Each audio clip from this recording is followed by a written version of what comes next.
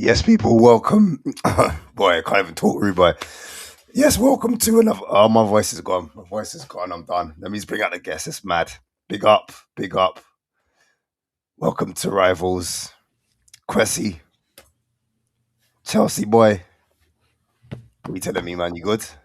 Yeah, man, I'm good, Ash, bro. How are you, man? Hey, bro, I'm suffering, bro. I can't lie to you, bro. One of the next guests, man. My voice is mad. Where you been, man? Uh, Where you been? Been out. I haven't been outside. I've been inside. To be fair. Been crying, the tears, the bawling is catching up.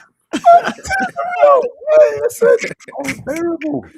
I'm surprised they Arsenal fans here already, bro. I'll be real, because they're probably too drunk or they're probably celebrating outside. I'll be real, man. But hey, listen, if you are watching, please hit the like, share, subscribe, all that red tete. You know what I'm saying? We all got problems in it. Like Chelsea, they look at their board, they're not happy, but they got Alonso. Liverpool, they don't like Slot.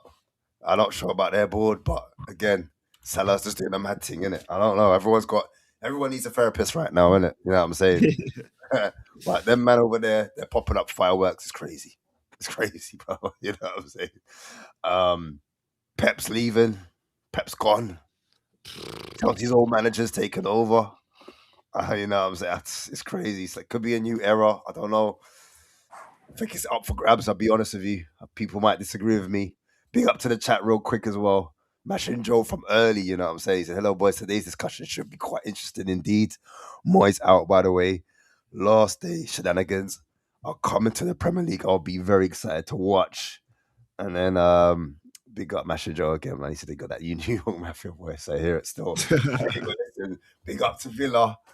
I'm kind of mad again because he's taken out Europa Champions title, you know what I'm saying? I can't say that no more.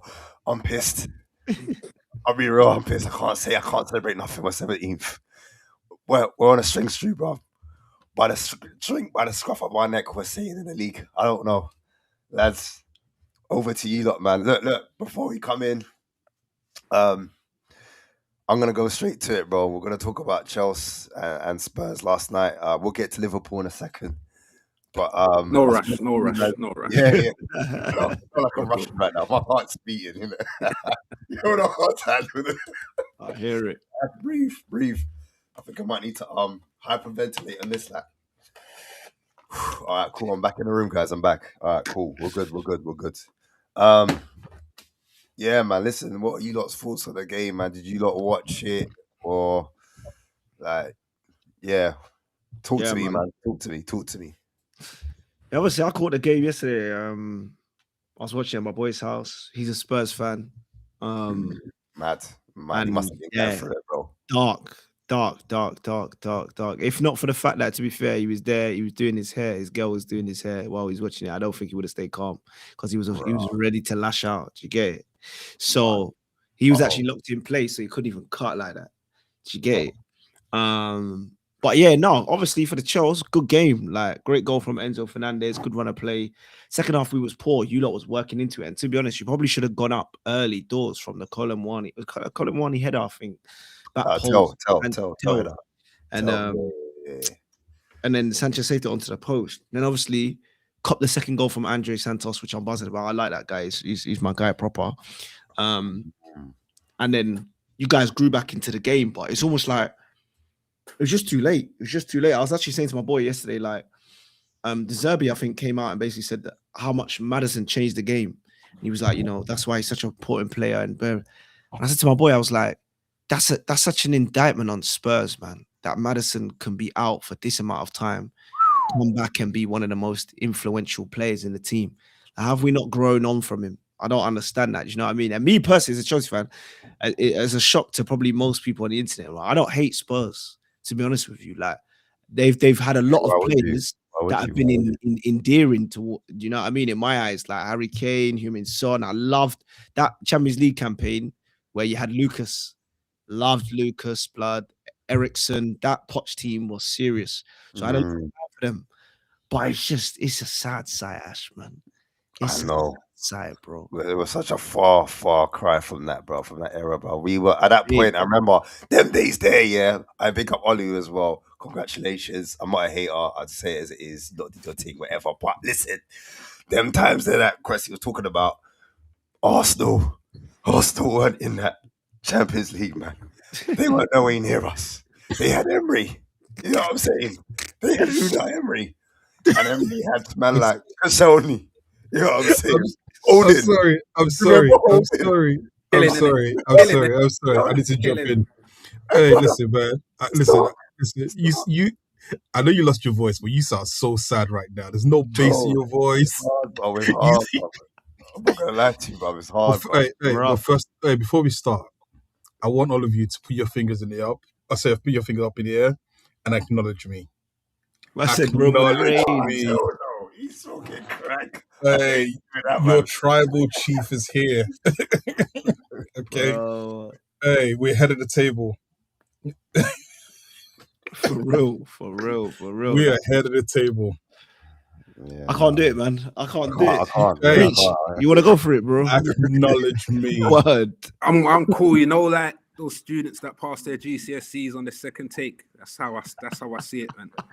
You know, like they went back to college to do Ash, GCSEs. Ash, I don't know why you're laughing. For. You didn't even pass. Was it SATs or anything, man? You're still in remedial school, so don't be laughing too hard. Ash, I feel sorry for you today, bro. Don't worry about these man. These man are just, you know what I'm saying? Come on, man. You want to do that? We do that. Yeah, I'm saying. Really? I might have to send me That's what we're that. doing. I'm ready This for is you. what we're I might doing. have to start circulating that one. We can do this all day, man. So good. Okay. You're on smoke today. You sure you want this? He doesn't. My man fucked us up. I'm not gonna lie. To you, man. He's the one that's the problem, bro. He's the one that turned my club down. You know what I'm saying? He made us got touch up. Like, man, Do you know what's mad though? Yeah, you couldn't have Don't seen that talk coming about though. it, Surely, you know, like in the Super Cup Mm. when you've drawn against PSG. But I was not thinking he would have that much of a stinker. You Quest. know? No, Jen. No, wait. Be Listen, honest. Quest. We can go back a few games before that. No. I said this before. Alright. These guys played us in the friendly, yeah, Yeah. and they beat us. Remember when Saar scored from the halfway line? Yeah. Yeah. Then I saw Tottenham fans gassing up after the game when like the defenders were doing defensive drills, and they were going, "Oh, see, look, we ain't got Angie no more. We're actually doing defensive drills." Ah. Now look at them. Now look at them. Boy, do you know what? And he was like, "Yeah, I'm The gonna thing copy is- some of that." Exactly. Is, I Olu, remember. go on. Go on, Fage. I was gonna say Olu went back a few games. You can ask Toon. We'll take it back to last season, bruv. Especially, I'm not. I know I always mention Liverpool, but I don't change. It was the game against us. They were 3-0 up, and there was no chest from Spurs. We went on and won the game. And me and Toon was saying, Deji was the one who was arguing back the most, tell you the truth. And we were saying, are you not concerned about that? It was the aura was terrifying. It was chilly. Like they did not believe that you would win the game. Like, for example, when we was 3-0 up against Crystal Palace, I thought it was a wrap. And they came back here.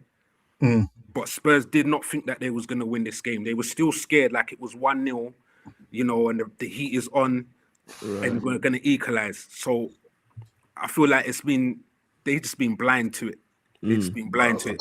Like I told you, listen.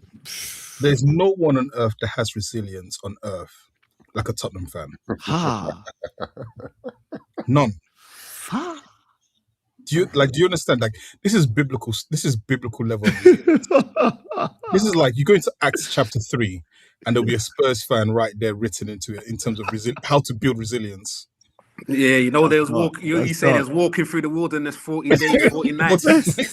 Could only be Spurs fans. Exactly.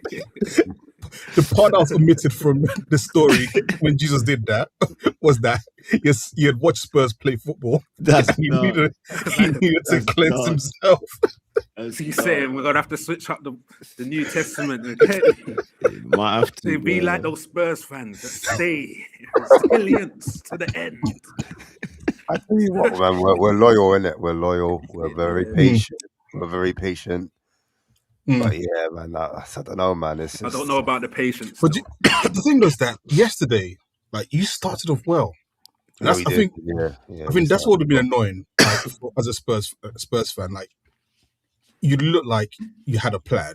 You look like you were up for the game, and then the minute the goal went in, you just felt it. There was no energy, got sapped straight away.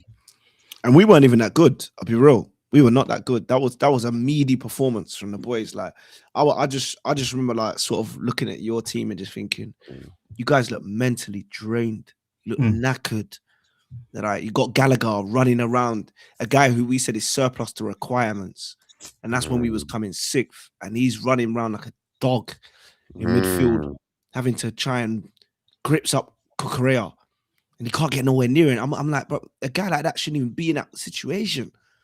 I'm looking at Van de Ven, a guy that we would have said like start of the season, maybe back end of last season, we probably would have said he's like top 5 centre backs in the league just based on what he's able to do as a centre back. He can move through midfield. That's fair.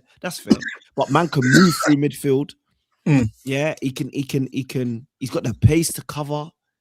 At the time, I thought, so I'll just me in it. I thought, yo, he can read the game well. I'm looking at this guy all season. I'm thinking, this guy is like a white Titus Bramble, bro. If you see bro, in a real way, like if you see the scene of a crime, he's there. He's there. I used to think it was Romero, but Romero's things, he just gets mad. Yeah. Van der Ven, like he doesn't offer any sort of cover. Like even that second goal yesterday, ball comes over, drops back post. Obviously, Paulinho shouldn't have run out the middle. But why is your centre back sprinting to try and get to Andre Santos, bro? It don't make sense. You should be there. You're the central defense. So there's so many things that I'm going, man. Like I even feel sorry for De Zerbi. Like it's not even to clown Spurs. It's just no. Clown what happened, man? No. Don't do this. We clown Spurs. He said he's clowning regardless. But no, on the Van der Ven thing, I always thought that he's going to be one of those defenders that the minute he slows down, you will see the massive deficiencies in his game. Yeah, I hear it's a bit like Kyle Walker. It's a bit like Kyle Walker. Remember, like everyone's like best right back in the world. I was thinking he gets away with a lot because of his pace. Yeah, his recovery pace. So he makes mistakes. Yeah, but he's so rapid that he catches up. So he looks like he's defending well. Yeah. But actually, as he slowed down, you start to see he doesn't read the game that well. He's always like a step behind. But now his body can't do that. The problem for Van der Ven, for me, is that one, he's had hamstring injuries. And muscle injuries are the worst thing to get. You rather get a clean break than a muscle injury because that's reoccurring, right? He played on an intense system under Ange, so that's probably not helped his body as well. And now he's probably lost either pace or confidence in his pace. Yeah. To the sense that he doesn't want to just like sprint, but then he's having to do a sprint still because he's not reading the game, or he hasn't got the levels of reading the game that he should have to be a central defender. I personally think that goal was more on like Moani doing a through ball. Yeah, 100%. Can we talk about Randall? Yeah, Randall. Hey, him and Tell Chuckle Brothers, bro. Crazy, bro. In a real way. Crazy. Chuckle Brothers, bro. No, because we have to discuss Tell, yeah. Genuinely, no pun intended. I actually cannot tell what he's trying to do when he's on the ball. Genuinely, bro. You know, there was about 3 or 4 times in that game where it's either a simple pass, simple dribble, or just fizz it across the box. Like the last possession flies to the right-hand side, bro. All you need this guy to do is just run it channels and just chip it at the back post. And I think he tried to smash it. The guy is just, You're right. You get flogged for less in the African household, bro. He's actually a crime, some of the stuff he gets. And I'm sad for him because at Bayern, he was a wicked player, you know. He was a wicked player. Like he was Madueke times 2. But there you go. I was gonna say that. He's Madueke. Yeah. The difference that in Arsenal, there's other players who cover up for the fact the deficiencies, right? Yeah. Like I always say this. Before we signed Madueke from you guys, right? I said, if Madueke was the answer, what is the question? Yeah, fair play. Can we get corners? Yeah. To be fair. You say that, he runs the ball off the pitch most of the time, so we don't get the corners. Right? Yeah, but the thing is this, right? Like he's the same. Tells the same thing. Like a player who's just instinctive. Like I don't think, like you said, he knows what he's going to do next. Yeah. Which sometimes is a good thing. Sometimes you want players who, like, they just spark. They just do something like the goal he scored on the weekend. Yeah. That is a spark of creativity where you're like, yeah, just do it. Don't think. Problem is that once he starts thinking, you realize his body has gone too far from his brain. So he's processing the move he's already done, which is why he makes bonehead decisions. Same thing as Madueke. Yeah. Except Madueke is now Premier League champion. The biggest, most fraudulent Premier League. How we allowed that, lads? I man them. How we allowed that? We've allowed Madueke and Martinelli, man like Nelly, get a title. Get a Can we be title. real? Can we be real though, Ash? Can we be real? Do you know whose fault it really is? Who's fault? Certain man, 500 mil, huh? Yeah, I'll say that. I'll say that. But you know, like, I don't even know how to say it. I was trying to think of something, but it's like, you know what? Was it coming out of my mouth? Yeah. I've been there, bro. Trust me, I've been there. I hear it. Sometimes you're press resistant, but sometimes, you know, I hear it. He was doing it for a while. He can't do it forever. You get me? So, Yeah. Because I'm really thinking like slot or no slot, yeah. It should have been these man going bar for bar with Arsenal. At the start of the season, we're all Do you calling know what I mean? We're all saying it. Now, I'll be honest. When I did my table, I actually put City top and I put Liverpool second.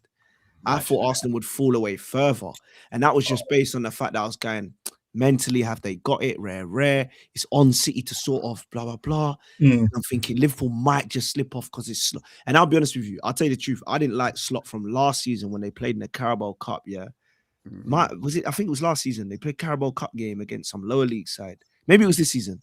And Ekitike must have been this season. Ekitike took his shirt off. Yeah, his shirt off. Yeah. And Slot was like, "Oh, he needs to be smarter." I was thinking, have you been a player? You know, I understand, man's bagged the goal. Like, what's wrong with you jumping in? From time then, I said, this guy's not going to last with Liverpool. Yeah, last season. I think that was last season. No, it's this season. It was this season. Was the start of the season. And he got the second yellow card. Like, you could listen. You can chastise a player, but sometimes there's certain things you just say, you know what? Just call it silly and move on. Just exactly. Just go, hey, it's a silly thing. Like, or just say, you know what? We'll talk about it in the changing room. Exactly.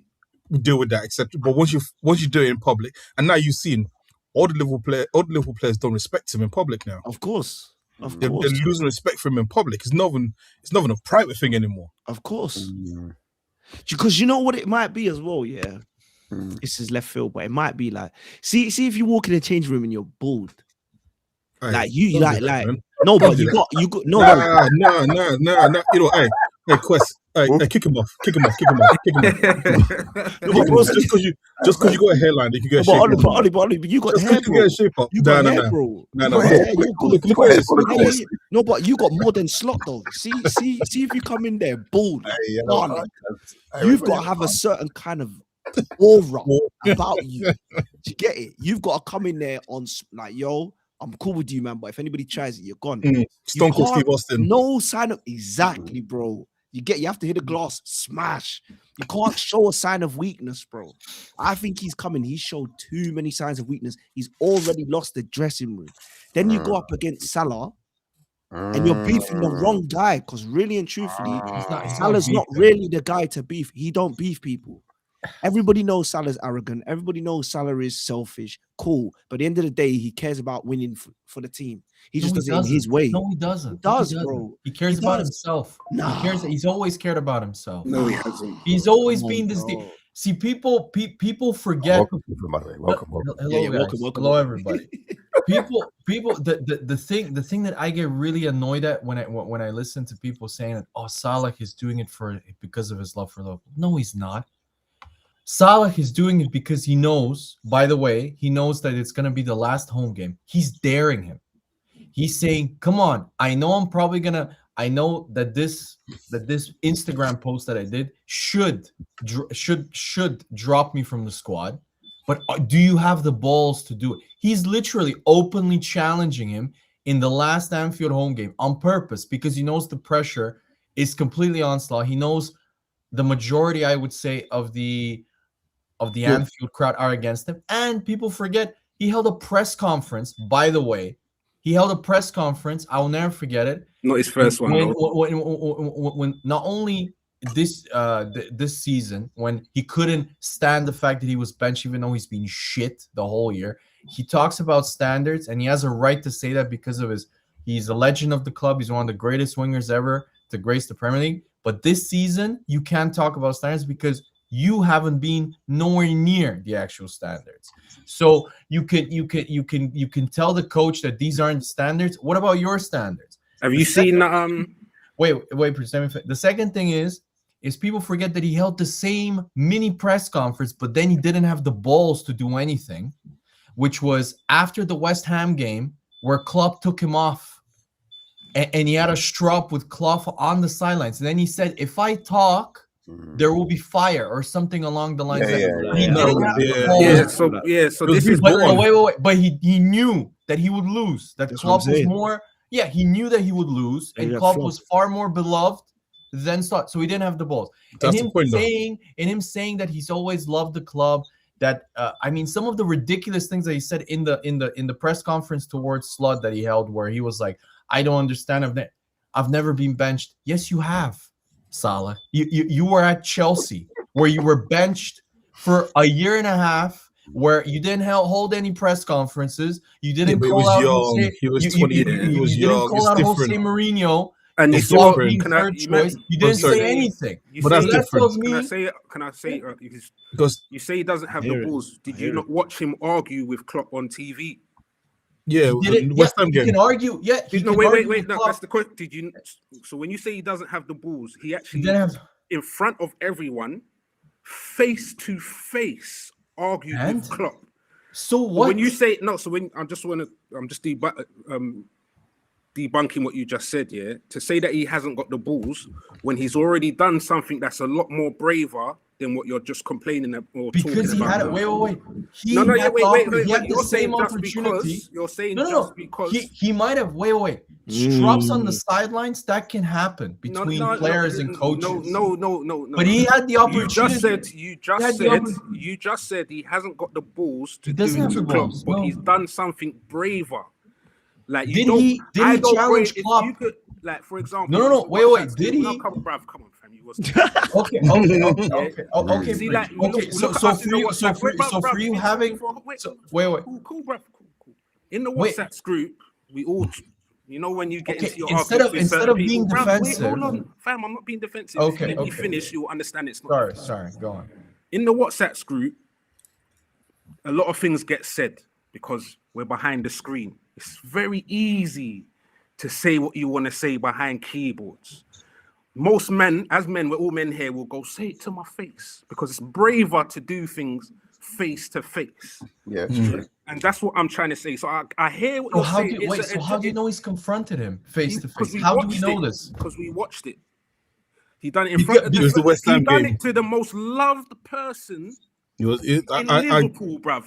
I'm with Preach on this one because there's two things. One, so when you go back to him being at Chelsea, he was young at that time. He didn't have listen, Stefan, when you were 21, you've not got the same personality as you do right now because you've grown as a person, right? Of course. You've known yourself. You've become more confident. Once he's achieved what he's achieved, like he's broken records, he's won titles. Like, of course, he's gonna feel a certain way that he can also talk. And don't get me wrong, I think him and Klopp have had arguments that we've probably never seen. We just saw the one that happened on screen, right? Which is when it was being brought on. Because these football players have arguments all the time with the coaches. Like it's not like FIFA or something where all these things that happen. The thing about Slot is that I don't think he has built the relationship with Slot where they can have arguments and they can get past it. Yeah. And then you add that to the fact that I think that Slot has caused a rift with the actual Liverpool team that goes past. Because, I'm sorry, the amount of likes he got from current players on that post tells me there's a problem. He's dropped. Yeah. He has ruined single-handedly, in my opinion, the culture at Liverpool by splitting the whole dressing room. Because what he has done now, and in my opinion, Liverpool, if they're a serious run club, he has ruined the culture. And I'm going to tell you why. Wait, Salah or Slot? I would say more Salah than Slot. Okay. I think Slot is a result of his man management. For some of the stuff that he said in press conferences sounded ridiculous. Like, he called out his second goalie before the guy even played. He downplayed his ability. Like, I think some of the comments by Slot have been ridiculous. He's blamed everything else but himself in press conferences. But okay, that's different. But for me, what I'm trying to point out is, and Olu, you're right.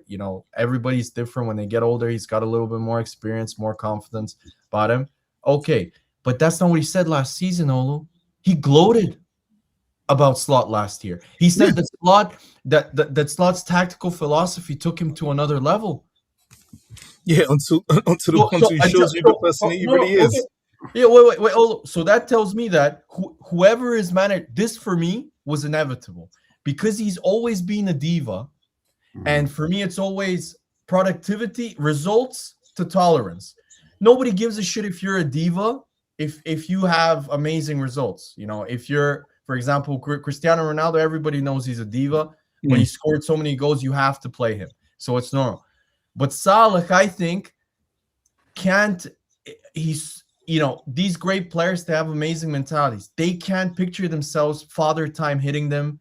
They can't picture themselves declining. They always think they're in top form. I was going to say, whoever was the coach, regardless of Slot, this confrontation would have happened because eventually Salah would have been dropped. Have you seen whether it was Klopp, whether it was Slot? For me, Salah would have reacted.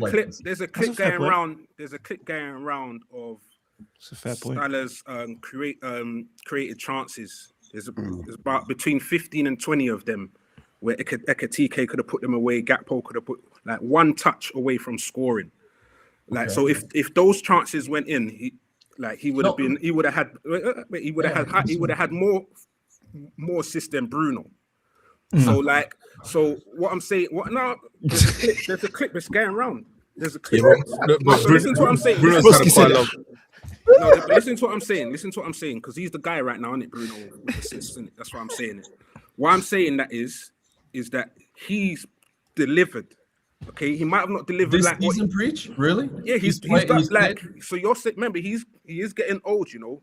Yeah, so like Rooney. Yeah, but compared to his previous what I'm saying years. is Rooney, Gerrard, when they got older, they all shifted their responsibilities, did a little bit less. Preach. Like, is he the same level? Is he the same level that he was last year? Is he the same level that he was 2 years? That's why I mentioned the clip. Yeah, the goals are not the same level, but his contribution to trying to get goals was the same. Okay, but your eyes. In terms of, I watched him this year. He can't dribble. He can't dribble past this guy. But listen, I get it. Some people can't run as fast as they used to. Like, that's what I'm trying to say. As you get older, that's what happens. But what I'm saying is his contribution was still important.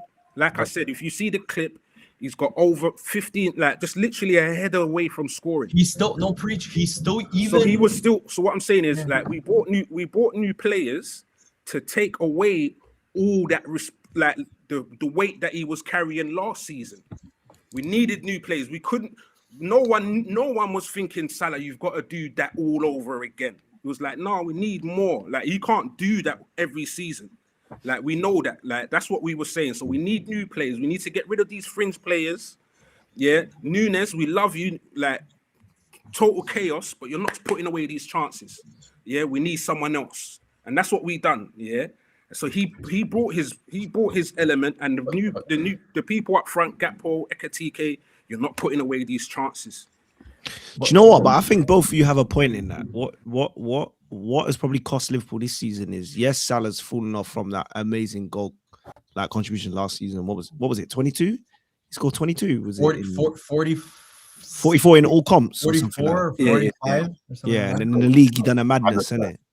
So I think he beat Henry's 23-year record with 6 or 7 games to spare. Oh, fairs. Yeah, no. Last season he was moving sick. So for me, I think it's a bit of both. Where I think you're right that he fell off. Yeah, because I predicted that in the summer. I said him and Van Dijk. I watched you in a preseason game against.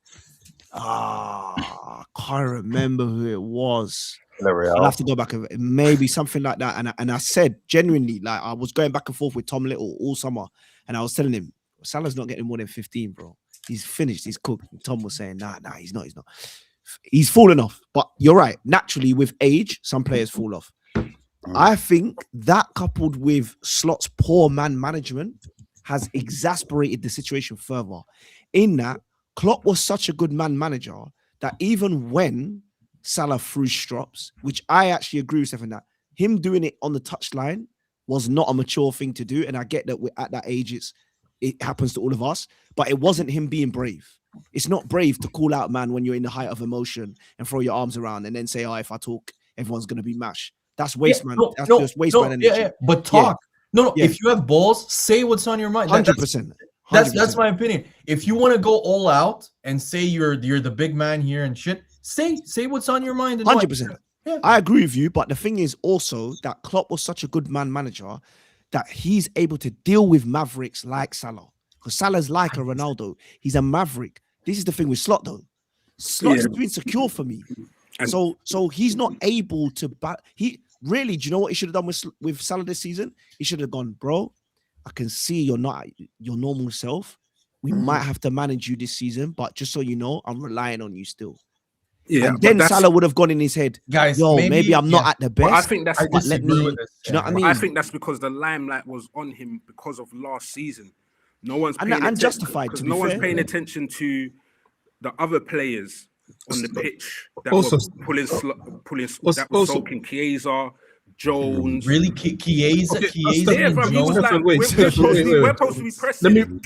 On the pitch, they're supposed to be pressing, and Chiesa's turned around looking at Slot like, what are you talking about?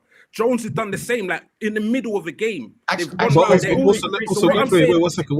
Let me bring it closer to home for Stefan. This is similar to Arteta and Aubameyang. Or Ozil. Or Ozil. And you saw, and you agree with the way Arteta dealt with Aubameyang, right? Yeah. Right? But the difference is that Arteta has a personality which I think still brought other players into him in terms of like they're all like bought in. So even though Aubameyang was a very popular captain in terms of just personality around the dressing room and so on and so forth, right? And I don't know about Ozil, maybe yes, maybe no, right? The rest of the players still bought in. I think the problem is this, right? Is I don't think Slot has got the personality to deal with these players. I just don't think he does. Yeah. How did he win the league then, Olu? Because I think sometimes you get into a group. I can tell you how he won the league. He had the blueprint. Yeah. The blueprint. Preach. No. Don't change your tune now. That suddenly, this is so hypocritical. He was praising Slot. Now Slot, but maybe. No, but have you not? I will show you. I will pull up the clips where I tell you Slot is stubborn. Yeah, he is stubborn. But every great coach is stubborn, guys. Arteta was stubborn at the start. Are you calling Slot a great coach? Well, in terms of, you told me he is because he won the league. I like what he did there. Reverse. Guys, can we also look? I'm a little bit more skeptical than you guys. I'm in terms of maybe because I'm from the Balkans. I look at this as simple politics. I think Salah wants to stay another year. Yeah. And he wants to fuck over the coach so they can change him so he can finish his contract at Liverpool. That's my opinion. You've got to take into account 8-9 years of him being loved. I hear that. You're going on like he's just joined. No, but that's why I think Stefan's right. I think he is trying to get out of the coach because he's like, hold on a minute, broski. When you pulled up, I was sick, and then me and you worked together. I was sick again. So where do you get off trying to drop me like I'm some nobody? You just got here, Baldy. If you don't get your sorry, man. What I'm saying is all round the pitch. All round the pitch, it's not working though. All round the pitch, it's not working. So it's not just him. Yeah, okay. That's the thing. That's the microcosm of that preach. His lack of the whole tactic last year. Let's be honest, it wasn't some incredible tactical switch. It was basically from Slot. Listen, you have to be super effective, and he was. He had a historic season, but you don't need to track back. Stay up. Trent is going to give you long balls. We're going to counter really fast for you, so you can have energy and score. And he did that specifically. The problem is now. But that wasn't the only change he made. So wait, is the bigger loss Trent? Yes. Yeah. For him, I've been saying that from last year. I said from the start of the season. I think Salah's biggest loss is Trent is you know what Trent is? Trent was the pressure cooker release valve. Yeah. When you're in trouble, you know when the pressure builds, you go, saying Yeah, releases that pressure, right? yeah, That was Trent. Because when you're pressing him and all of a sudden he can just ping that ball 50 I yards hear you though. on a dime To piece. feet. Yeah. Yeah, but you And can't. who did they On sign a also? dime piece. And who did they It's sign? like They you signed can't ping. Frimpong. You can't Yeah, ping the ball. Frimpong. Who is the Erratic. complete? Yeah, Frimpong Yeah, was the Frimpong opposite. Who is the complete opposite of a passing back right as back? well. He's a trip. Yeah, yeah, But right. you can't. What I'm saying is, you Right, can't. that's right. You know, Trent wasn't pinging the ball to himself. you're right. No, You're right. no, Yeah. but that's the point. Yeah. But that's the so point, what I'm though. saying is there's other things as well. So there was some good passes this season from Liverpool players. But not the same. That weren't Not finished. Trent, That wasn't no one is finished. Trent. No one is Trent. And also the thing you remember is that Yeah, even before Klopp, even before Slot, there is a natural sort of relationship that he'll have just not playing with each other for so long. Yeah. I bet Trent could just pass the ball without even looking, just knowing where Salah would be. Yeah, Because but what I'm saying, that's one that's built over time. That's what I mean. So that's why I call it a pressure release, because at that point you don't even need to look up. Batman and Robin, you know, like that. I hear what Yeah, you're saying. yeah. Me, I'm not a professional. Kobe and Shaq. footballer, Kobe and Shaq. Yeah, that's it. Kobe. I'm not a professional footballer. That's a big comparison there. But, See, you got to okay. remember doubt. Nunes and Diaz was causing a hell of commotion up front That is true, though. for the defenders. So when a nice clean ball is coming in, there's so much commotion. This season, our biggest threat was Rio, bruv. Yeah, that's crazy. He was the only one causing havoc up We front. can't. By the way, preach. just If you ignore want, the if you want, we can send Dauman to go show Rio the 2020. Get out of here, man. I said, get out of here. No, we're cool. We're cool, man. We're cool. Quest Esteval, we can send Dauman to show him. Nah. Oh, you know what? We'll send Saka. You know what? I'm We'll glad. send We'll send Saka because remember what you said, you remember what you said about Saka? You remember what you said about Saka and Esteval? Tell Esteval to come outside and show him a medal. Oh, Quick. Hurry up. No, I'm glad he's got it now because Arteta's gonna take his talent away soon. It's a quick segue though, because Quest is gonna go. Yeah. Boys, love, man. Hey, wait. No, but what you saying, Alonso, fam? No. Before you go, Quest. Yeah, all right. Tell me. No, before you go, first of all, Alonso, and second of all, you still need to acknowledge me. That's what he really wanted to say. Wait, no, but listen, on Arsenal, no, bigger Arsenal. I'm gonna tell you why. Because to be fair, 6 years in, it took long enough, but you got it. 7, but you got it. So realistically, now you've done it. My fear is, they might just go mad now because pressure's off. So you could just do a sick one now. You might go back to back. And to be honest, if nobody's there to stop it, Who said this? I'll be real. It's scary. I hear you, Steph. It's scary. Like, yeah, but he's Chelsea, so he would be scared. No. It's not that. It's no. Do you know why? Because you gotta understand. Sometimes there's gatekeepers. There's watchmen. Klopp and Pep were watchmen for this league. They stopped any stupidness going on, and they made it so you have to be perfect to even get a title. None of this silly Leicester stuff no more. Do you get it? You see, when Klopp went, it was like, whoa, hold on a minute. Who's the only proprietor left? Like, who's the only one that can hold it down? It's Pep. Yeah. You see the way people are celebrating Pep's demise? That should tell you everything you need to know. He is the absolute truth, bro. So now he's gone. Lo and behold, you've got this thing now where it's like the Justice League are done. So the villains can come out to play now. It's Pep's children, and it's all his children. Do you get it? Splinter, you get it. I don't know if you lot watched Dragon Ball Z back in the day. Yeah. See the Cell games. Yeah. When he released the kids, Vegeta and them, and we're getting beat up at the start. That's what I'm saying now. You have to be worried. Crazy, bro. It's crazy. And a couple of but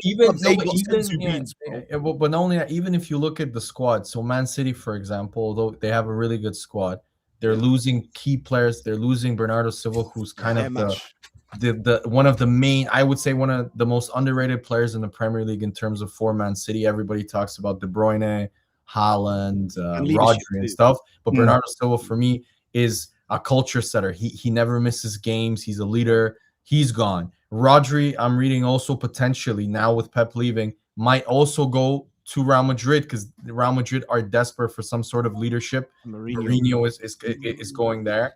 So Man City And if you look at the history of any team, no matter how well they're run, aka Bayern or whoever, whenever Pep leaves, the team drops off the actual season after. Could Pep have left him in a really good situation? Apart from Barcelona. Barcelona, they had Kike. Was the one who passed away? Well, Villanova. Yeah, they were terrible. Villanova. No, they were terrible. They won the league. Villanova. Yeah, they were terrible. In What do you 2014. Wait, didn't they win the league after Pep left? No, He left it was 2013. Yeah. I thought Real Madrid won the league on his last season, and then the next season I don't know, Barcelona won it back. but Olu, when Pep left, were Barcelona the same level the year after or the following? No, they weren't. In Europe, they struggled, and then when Enrique came in, they signed Neymar, Suarez, and Messi, and then they won. But they were never the same consistently great. Bayern Munich, although they never got never. Sorry, never. No, in terms of Barcelona. they never reached the same levels of Pep. Yeah, I was right. So they won the league. He won the Liga. Yeah, in 2013-14. Yeah, he got to the semi-finals of the Champions League. Got to the semi-finals Copa del Rey, got 100 points in La Liga. Then he passed away, and then that's when Luis Enrique came in after he passed. Yeah, took that team. And did them. Yeah, so like when Pep left Barcelona, they didn't just fall off a cliff. They were actually still good.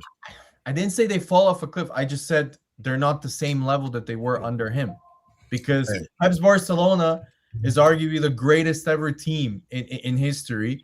Love though, man. Love. Would even get the Alonso. Would even get the Alonso. I know. Just know Alonso to the world and back. That man's changed my life already. See why he said it's an honor. See, look, we missed it. Another time. We'll love talk about it. But no, I just for me, Man City. I don't think with Enzo Maresca is going to be this. I think he's. I rate Enzo Maresca as a coach. I like him, but I don't think he's the same level as Pep. And then Liverpool, we've spoken about this. I think Liverpool are going to go through a really tough next few years in terms of the transition, whether Slot stays or not. Their best players, one of them is, I don't know, maybe he might not leave if they fire Slot, but one of them is leaving. Gone. The other one clearly this season is in decline. So I just don't see how Liverpool recover for the next 1 or 2 years. I can see Liverpool recovering. No. The majority of people can. I can see them recovering. I don't think they'll be that good. I don't think they'll be like. But Olu, I'll tell you why they've screwed themselves with their transfer window. That's why I don't see them recovering. Look, I still think though. The thing is that I still think they've got good players. Like if we're lying to ourselves, if we don't think Liverpool have got a set of good players, I think the difficulty will be putting them together, because sometimes like listen, Arsenal have proven it. Arsenal have actually proven it. We are the proof of the fact that it's not always going by the names of the players you see. Sometimes it's how they gel on the pitch, right? Everyone going into this season will say Arsenal don't have the best players in every position, but Arsenal's system works so well that any deficiencies within like the players, it covers for it. Liverpool have good players, and don't get me wrong, there's some players who are awful. I think Frimpong's an awful player. I don't think he's Liverpool quality in any way, shape, or form. Okay. So wait, let me finish my point. Go on. I think that they've got issue obviously right wing because they need to replace that. They've got two.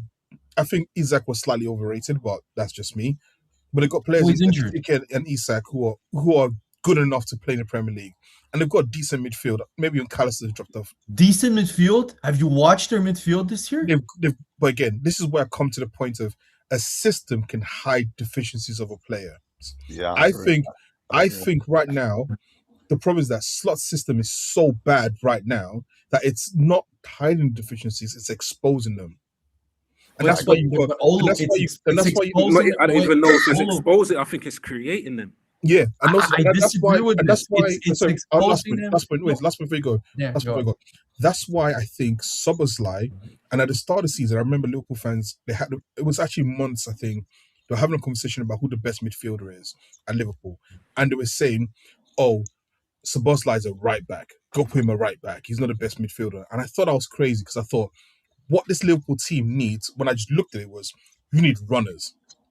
Like there was no, apart from Szoboszlai, they have no runners. I disagree. This notion that if they sign speedy wingers, it's gonna fix their issues. No, midfield. runners in Okay, midfield. yeah, but okay. So they need a physical number 6. They need potentially 1 to 2 top, like 2 right wingers, potentially another left winger, because Gakpo has been terrible this year.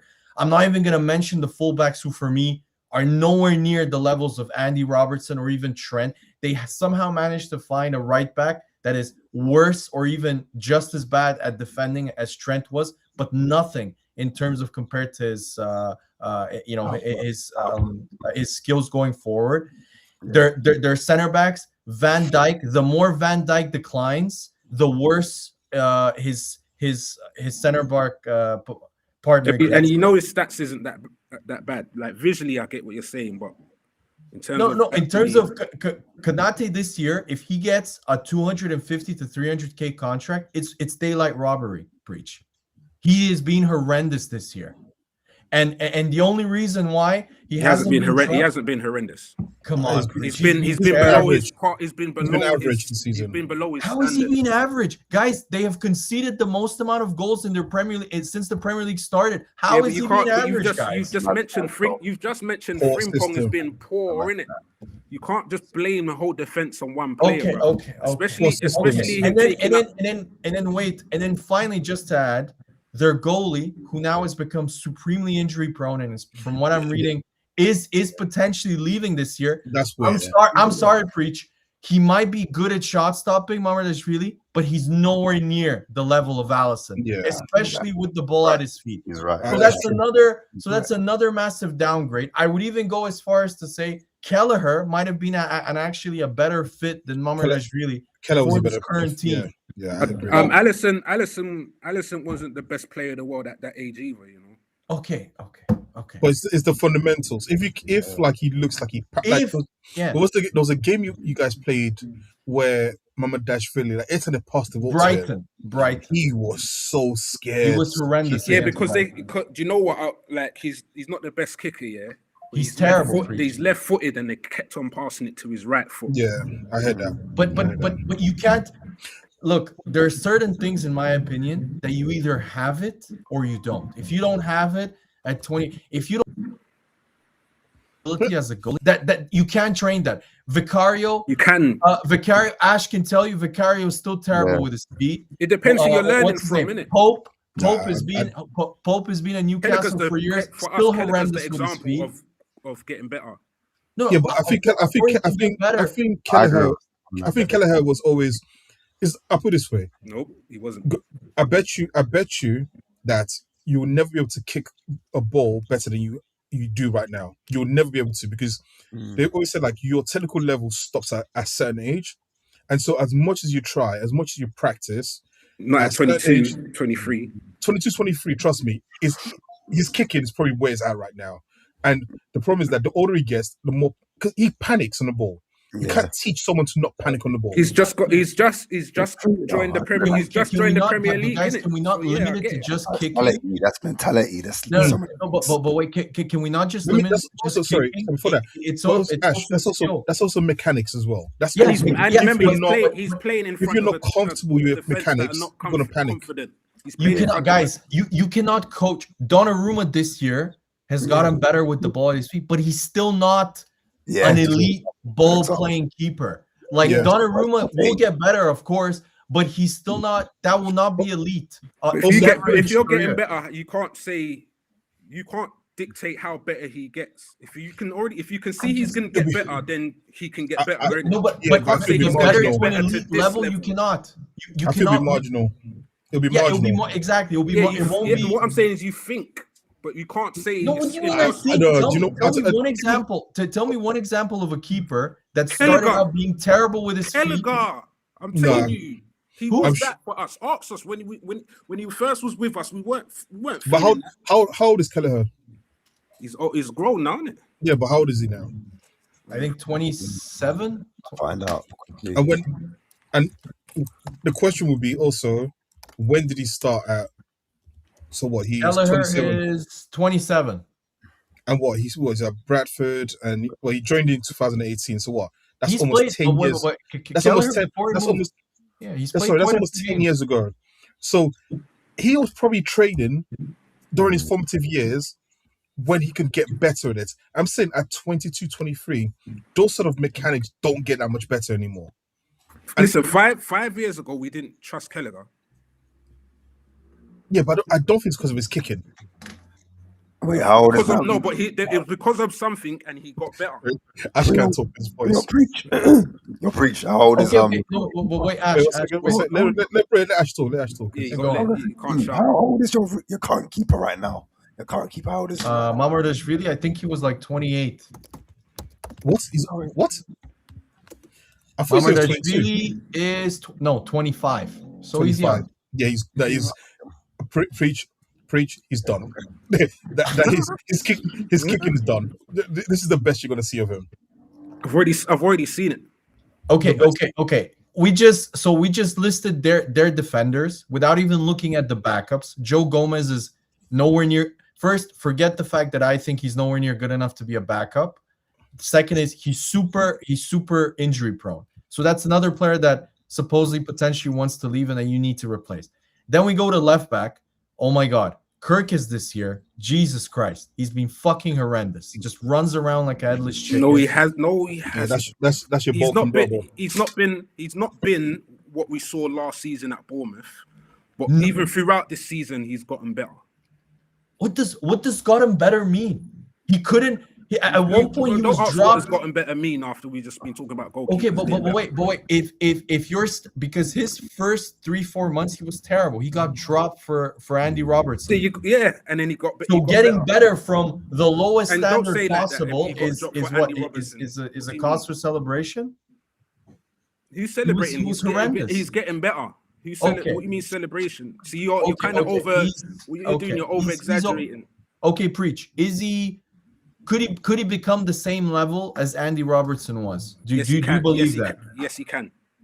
You think he can have the same impact as Andy Robertson? Yes, he can. Okay then. Robertson's 30, isn't it? His most players get in their prime at what? 26, 27, 28? Okay then. Especially outfield players. How old is he? I don't see this in terms of him going to the same level. We're going to be honest. You don't want to. He's 22. To be fair, he's quite young. You don't want to see. Okay.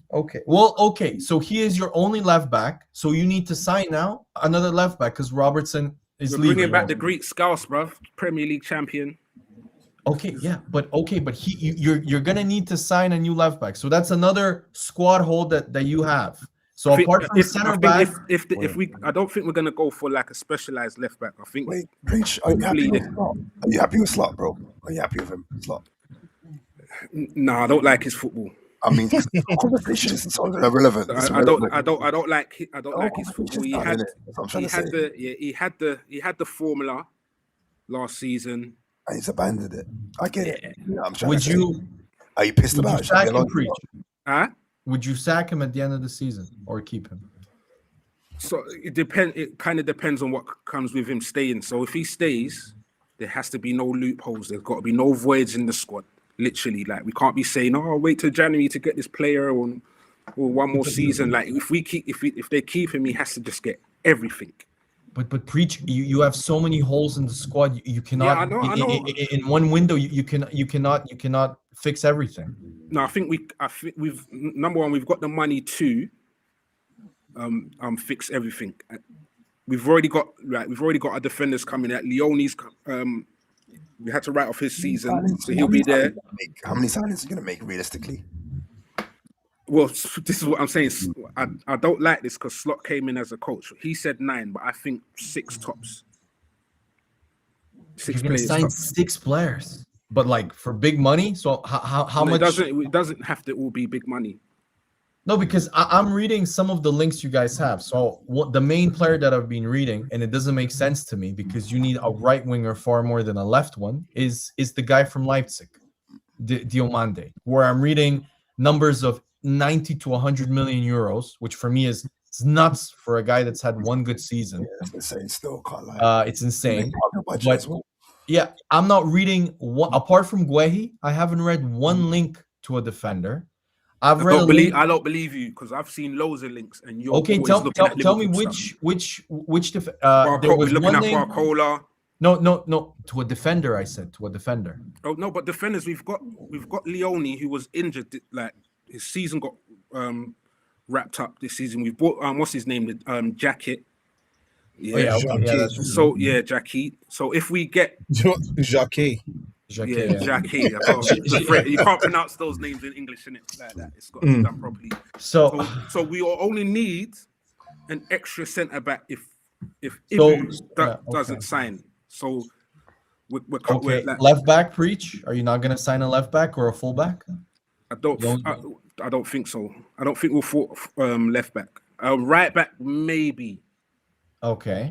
The other link that makes much more sense to me, and you definitely need to sign, is a 6. I read you're really interested in the guy from Monaco. I've watched him; he's really good. Yeah, we need a number 6. I think he's very good.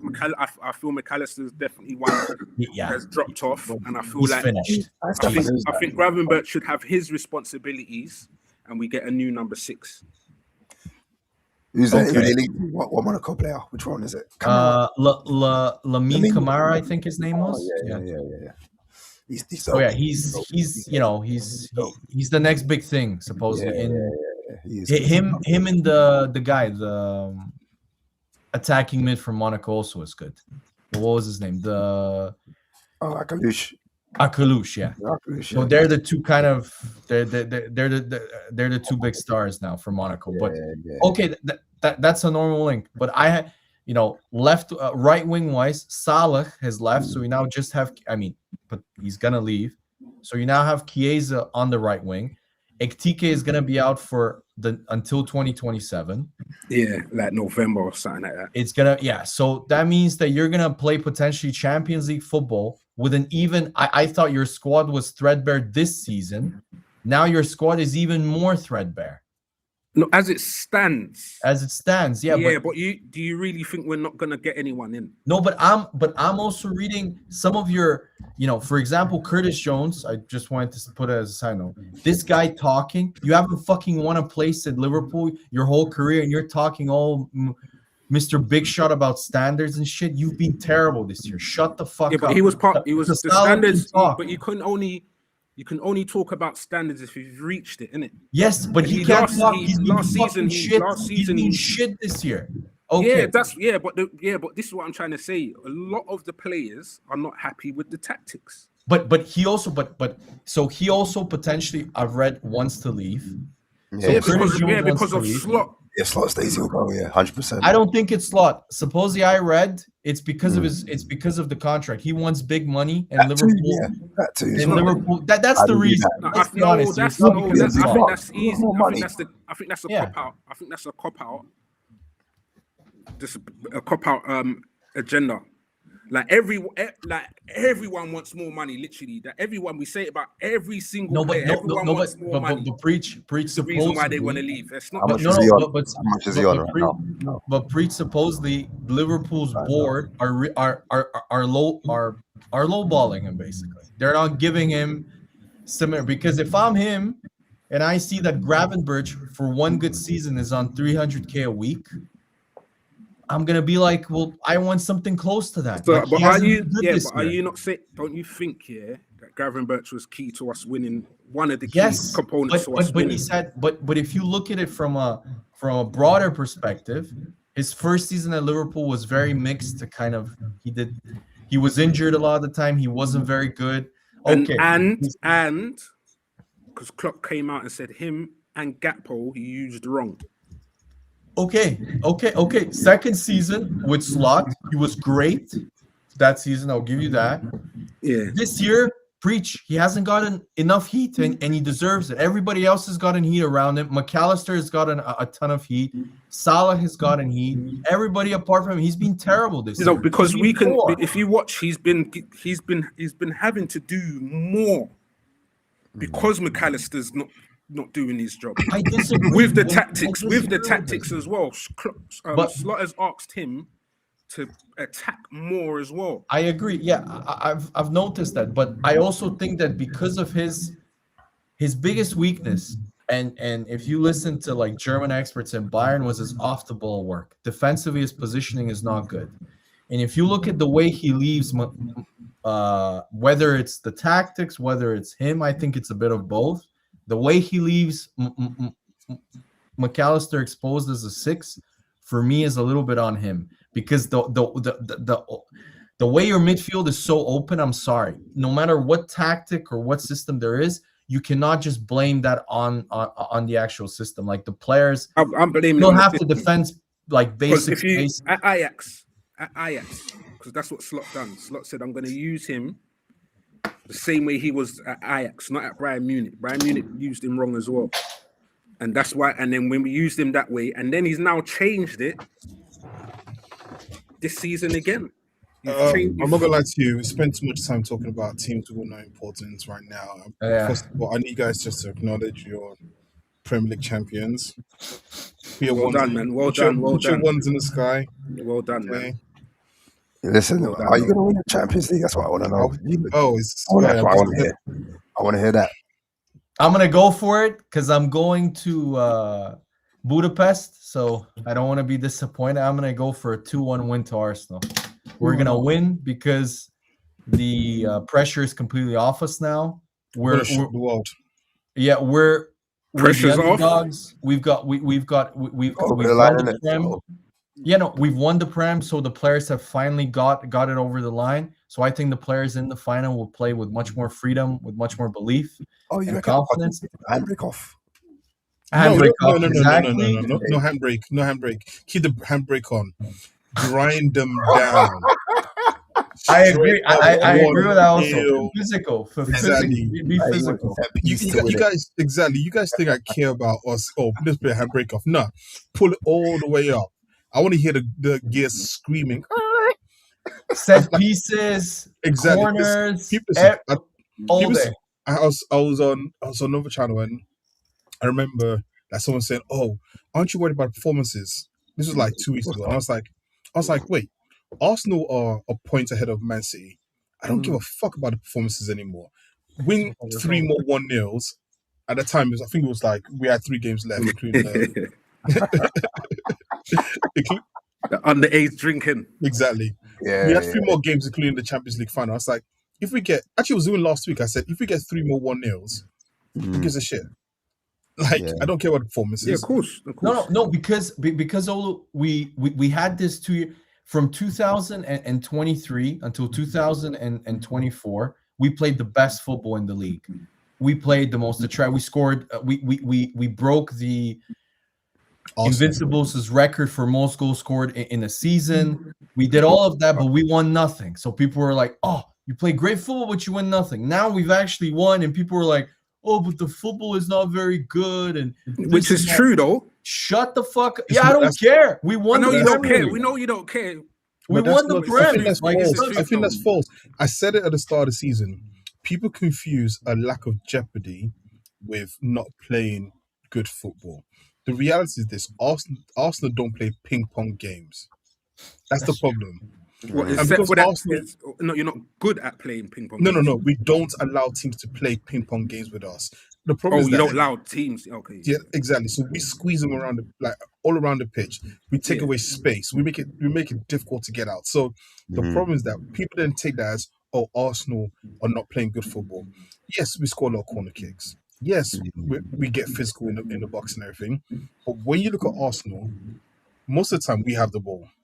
And most of the time we have the ball in the other half. And most of the time we're probing and trying to find out. The difference is that we don't take stupid risk in passing the ball that other teams do. No. He changed the whole system to make him more more Jose-ish. Yeah. So no more Jose-ish. We stopped passing through the middle as much. So then the actual threat I don't know about that. I don't know about that. Carrying on into next season. That's the whole thing. I don't care. I'm saying, no, but do you reckon he's going to do it, or is he going to be a bit more expansive and play more attacking? He'll do it. He'll continue doing it. And the reason I disagree, actually. I think he'll continue doing it. The reason why I continue doing it is because I think teams find it difficult to play against Arsenal.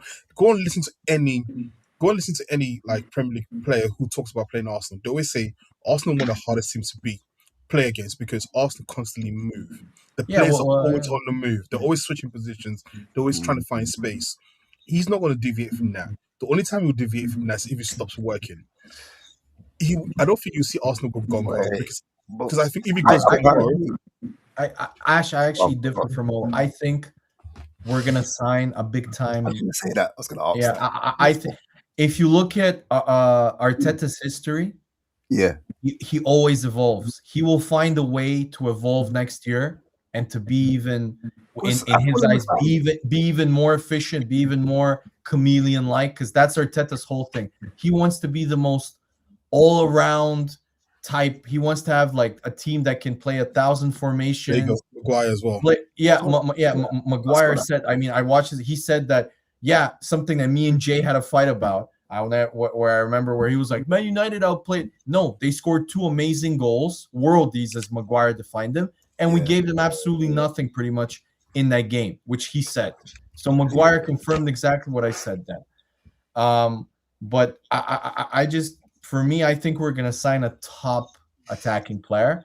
And I think as a result of that, I think Arteta basically, he doubled down on the strength of the team, which was our defense and our goalie. And he realized that, and our midfield, in terms of, I think it's the midfield.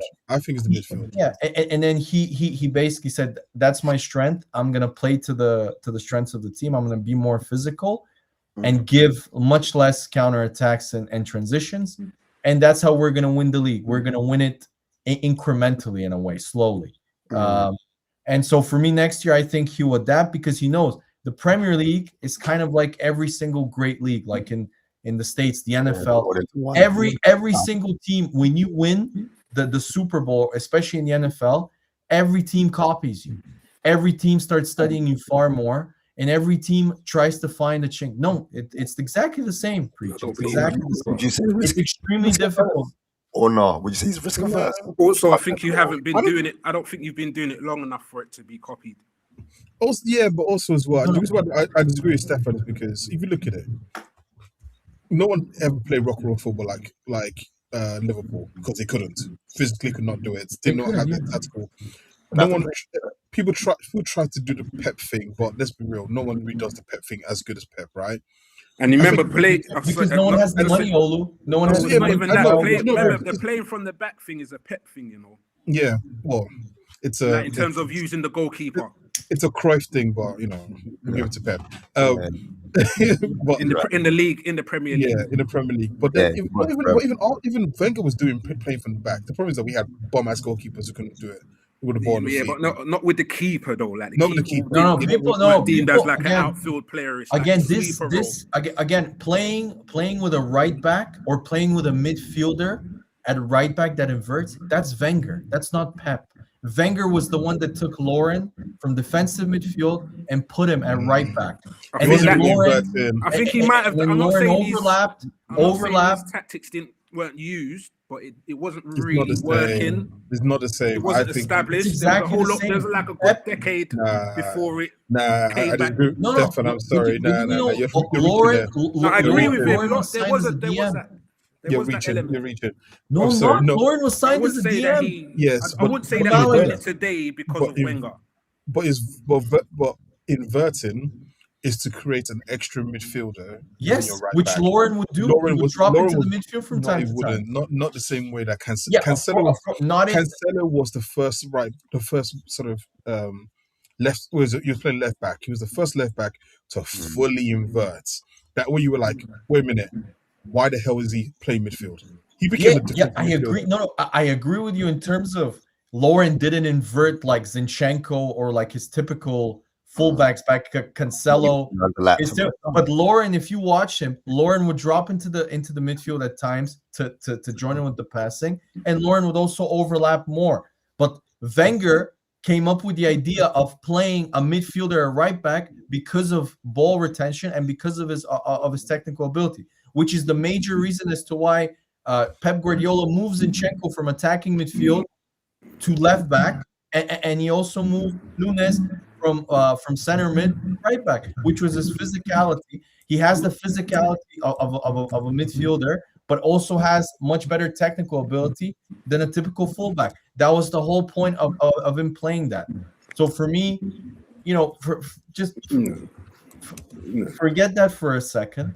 And let's go back to Arsenal. I'm telling you guys, I think we're gonna beat PSG, and I honestly think the Arsenal team.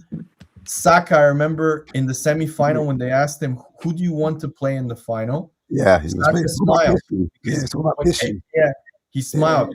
All of them know. Last year, no matter what was the answer though? last year we outplayed PSG. We were just super unlucky. Yeah, you just said Yeah, so who No, but wait, if you don't know who was it? He winked. PSG. He winked. You So think he won- everyone you think knows he that won he meant to PSG? say I think they all want PSG. Yeah, they all want I think if they PSG. wanted- Saka just didn't say it. Everybody knew what he meant. How do you know? Can I ask? What makes you think it's PSG? Because I think that after last year and the Yeah. way they felt in Semi-final, the wasn't semi-final, Yeah, I think they think that they can put it right. No, they know they Arsenal. If you looked at the performance and the game, especially the second leg, if it wasn't for Donnarumma who won man of the match, Arsenal win that game. Like Arsenal outplayed them, and that was Arsenal without a lot of their best players. Now Arsenal have the full cavalry, pretty much. Hopefully, Timber, from what I'm reading, should also be potentially back. Will he start And- though? He won't start, will he? Because he has got the match fitness. Nah, he's For gonna me, start. for me, he He'll will start. start, but he'll play like He'll play the whole game. 60 minutes, maybe. I bet 70. he's been playing like under 23s and behind the I'm They, actually- they won all- League One, innit? They They won won it. Ligue 1. I don't think so. I'm actually reading. I'm worried. This like on Twitter. Usually, Twitter sources are quite No, I don't believe are that's very the case. good. They're usually right. They're saying he has a serious groin issue that you can push through with injections and stuff, but eventually you need surgery. So I'm worried the same shit is gonna happen to him that happened with Ben White, where we pushed him, and then his knee Hey. went to shit. Listen, just give me one game past the Timber. Yeah, That's but all. And everyone, and listen, I and don't so- want him. I don't want him to play and then ruin his groin I don't care. for 2 years, Listen, man. give me one game. Fire there. No. Play with fire. Exactly. All I'm saying is this. The Listen, next season's then done, isn't it? So Ash. Kvaratskhelia. Ash. He's gonna rip his groin further. He's playing against the best. Fam, that's Yeah. kind of. I think Get that's the that's magic hopeful. sponge, give him an orange, send him back to the pitch. Yeah. Ben White before last season was a complete gladiator. Yeah, well, listen, but listen, yeah, you broke your leg. Like, get a magic No one sponge. rates Ben White. Get the magic sponge. No, But also, I'm- for the people who are saying about Arsenal lost twice to PSG last season, so on and so forth. Listen, I think styles make fights. I mean, that's a boxing thing, right?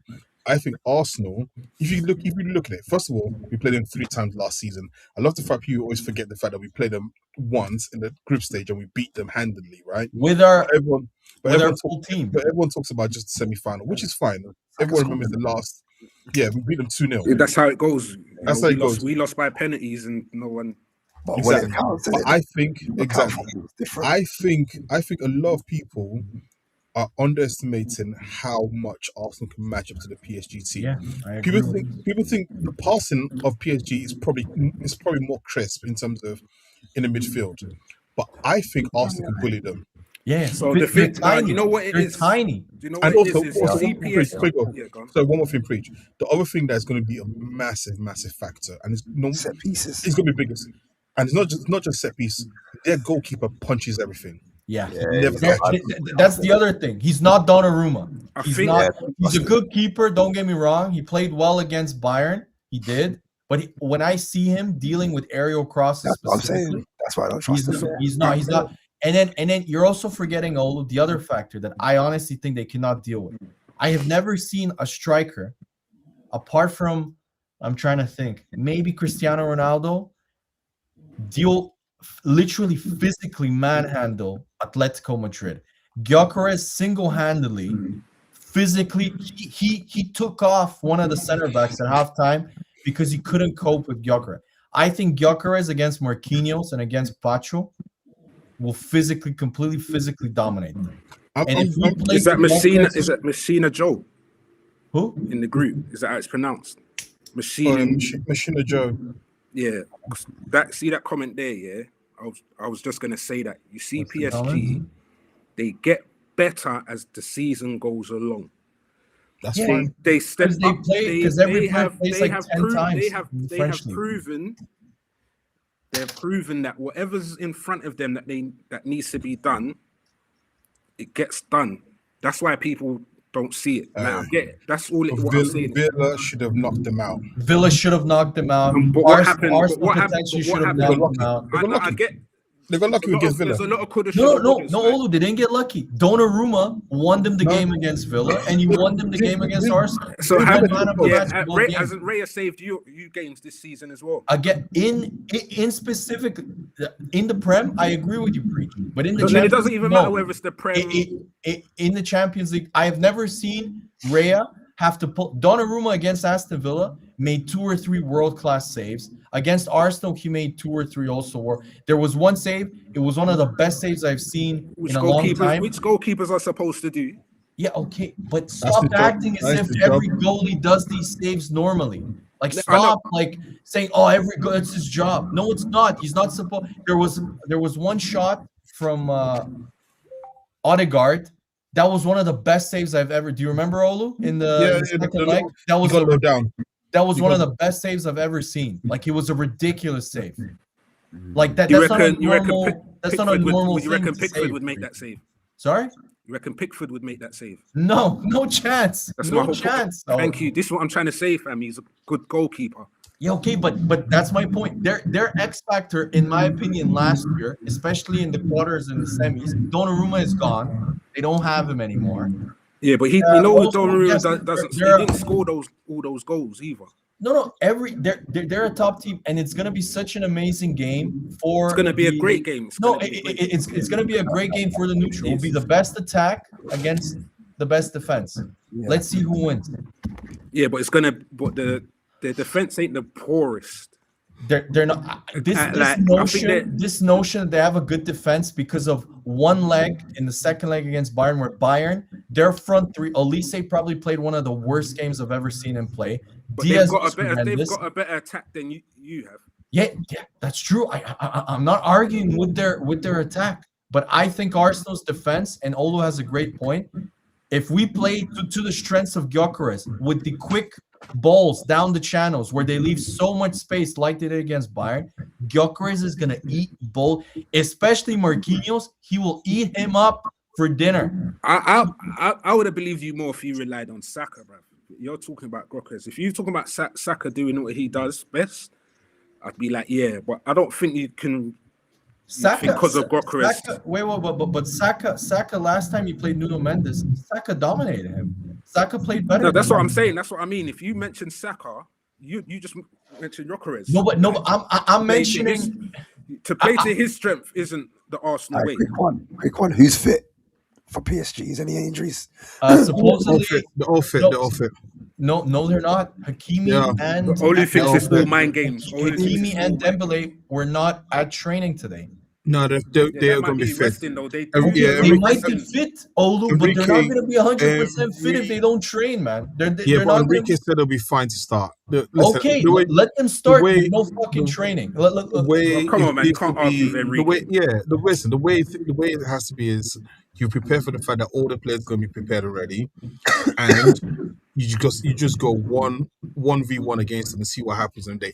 I just think that Arsenal, in a way, just match up so much better than people think against PSG. I believe agree. that, and I think that people think that it's going to be just PSG play keep ball for 90 minutes. And No, it's going to be be a battle. I agree it's going to be a battle, but I just think PSG are just more clutch. They're the clutchest team. We say that world right now. No, but we say that. But let's be real. Until we got to the final and they won 5-0, we didn't all believe that. The final changed the perception for us, really. What do you mean? Oh, again, last season. You're talking about last season. Going to play you guys, Inter right? was shit. You guys never thought about. No, Inter was playing well until up to then. Yeah, but when you guys played them, Stefan, 1 second. When you guys played against them, no one ever thought. We didn't at that time all think how great their midfield was. Let's be real. We all thought Neves was an ex Wolves player. So was Moutinho, whatever his name is, right? So we never really thought, how great they are. Then they play Villa, and again, like I said, the second leg, Villa ran through them. No, Liverpool Absolutely even ran through them. no even I'll get to my. Let me get to the point. Let me get to it. Yeah. Came to Arsenal. We played them, and again, we gave them a hell of a game. Even though it was ended up 3-1. We can't change the scores, but we actually gave them a hell of a game. And if you go back and watch the highlights from both games, I remember watching and thinking, my goodness, we missed so many chances. Second leg especially. The final when they beat Inter Milan, that's when everyone went, oh shit, they're really good. So actually, the perception of PSG came from the final, which is why I'm saying, look, listen, they're a great team, but people are treating them like the Harlem Globetrotters. They are beatable. No, it's not that. Completely, It's I that agree. they go from strength to strength throughout the season. Remember last season, they was like that comment that was there. It was But Preach, I don't even know where they finished. have they played a team as good as Arsenal? They have. Yeah, Bayern. They play Yeah, No, Bayern or not, I don't care what anybody says. You don't have to care. They're not as good as Arsenal. They're not. If you call that team with that type of defending a team as good as Arsenal, no, I'm sorry. No, they're just not. People overrated Bayern you're not so that much good, and this you're not season. that It was a good joke. Your attackers are not that good though. Yes, but our defense is elite. Yeah, but what I'm saying is, attacking wise, you're talking about defending versus defending. Yes, because against PSG, if you can't Yeah, defend, but what I'm saying is your attacking's not that good either to be beating Brian. our attacking is not as good as PSG and not as attacking wise the system, but we can still score goals. Brian. I mean, I watched us play Bayern earlier in the season. We completely dominated them. So Yeah, but they get better as the season goes along. Okay. And I think they're the most and I think they're the most clutch, meaning that they just I agree they with just that. need like 2 I agree. chances. They are extremely clinical. But what Olu is right about pointing out in both of them, if you watch Villa, if you watch Arsenal, the difference for me between them and because they like to put them as one of the, I don't think they're one of the greatest teams, is I think they're very similar, as I said before, to the old Real Madrid team with Toni Kroos, with Ronaldo, with Bale, which is there. If you watch them, they are quite silky. They have very technical players, but every game, especially when they're away, they will give you, just like they gave Liverpool at the start of that game in the first 15, 20 minutes, they will give you around 15 to 20 minutes of the game where you have 2 or 3 big chances. Huge. Aston Villa had huge chances if Donnarumma saved them. Arsenal had huge chances, especially in the second leg and in the first leg. If you remember the second half, the one-on-one with Trossard, ridiculous save. I remember that. Like they will give you moments where you can attack them and hurt them. The problem is that most of the teams until now have not hurt them, have not kept. And after those 15, 20 minutes, they have their moment. And when they have their moment, they get like the game against Bayern Munich. They had They had 3 shots on goal and they scored 2 goals. So are you saying that you've got to win it in the first 15, 20 minutes? No, I'm saying when Arsenal get that 15-minute to 20-minute play, it doesn't necessarily mean we have to capitalize. We have to score the goal. I get that. Do you rate Enrique as a coach? Of course. I mean, I 2 do, trebles. I won do, 2 trebles. but like basketball, you compared it, like you said, they give up a lot of chances. Yeah. So I was just wondering, like, where you see Enrique as a coach in terms of like, can he circumvent that? If that makes sense. Can he improve on what? I'm not the biggest fan of PSG. I think it's a joke the amount of advantages that they get. First, their league accommodates them to the maximum. They postpone games, they move games so they can play. I mean, I read a shocking stat. Marquinhos this season, do you know how many games he's played in the French league? Or minutes or something, that minutes thing. Do you guys know how many games he's played? Marquinhos, their captain, who's never injured, by the way. He hasn't been injured. He's played 9 games. Yeah, I knew. Yeah, it was 9. In the French league. remember. Is it 9 9 games or fucking- not? Or started 9 games or something? Yeah. So you can look down on Arsenal. Like I remember when they're like, oh, compare the Arsenal Atletico game to the Bayern. Yeah, it's really easy when you're 15 points ahead Who'd in you your rate more league. at the coaches though? Is it Enrique or Arteta? Who'd you rate more? That's the question I should be asking. In terms You gotta of give it- you gotta give accomplishments, it of Enrique. course, Enrique. But for me, the guy that's done the actual better job, because people also forget PSG. This notion that there's some, like, I like the way they define it as Enrique's kids or the youth kind of revolution. Definitely He's got the biggest wage bill in the world. Like, he's got the most expensively assembled team in the world. Yeah, but you Not got to some, remember like- they were trying to do the Galacticos, the French. Yeah, version, okay, and they just were, but scrapped yeah, it. okay, they were paying superstar divas before. Now they're paying superstar young players that aren't the same type of, Right, there's you a know. slight echo on your end. Sorry? I think there's a slight echo on your end. Oh, really? No, it's definitely going to be a good game, 100%. I just don't think Arsenal's clutch enough. I think that. I I hope think you're that's just wrong, it. but yeah, I think you're right. Quick score predictions, and then I'm gonna just talk about. I want to talk about. I could talk about. Wait, Pep. we don't need to just score. We've got one more to go, haven't we? We've got one more show to go, so we can talk about score Yeah. prediction We don't need to talk about next that. week. Well, What are you planning on running away or something? Exactly, man. boy, listen. You saying the internet's not working next week? Who knows what the future holds, in it? It's crazy, isn't it? You know what I mean? But I was gonna ask. Do you not think Maresca will have domination next season, or do you think it'll be like a free fall for the next season? Because we were talking about, the drop-offs between Barcelona, etc., blah blah blah. But I wanted to know what you lot thought about Maresca taking over Pep's team. How long will he need? Will it be a transition season? Will it be a transition season for City? Sorry, or will he hit the ground running? Because he's been in the league before. He got Chelsea somewhat firing, but obviously he was handcuffed because of Chelsea's board. You know what I'm saying? City are well run.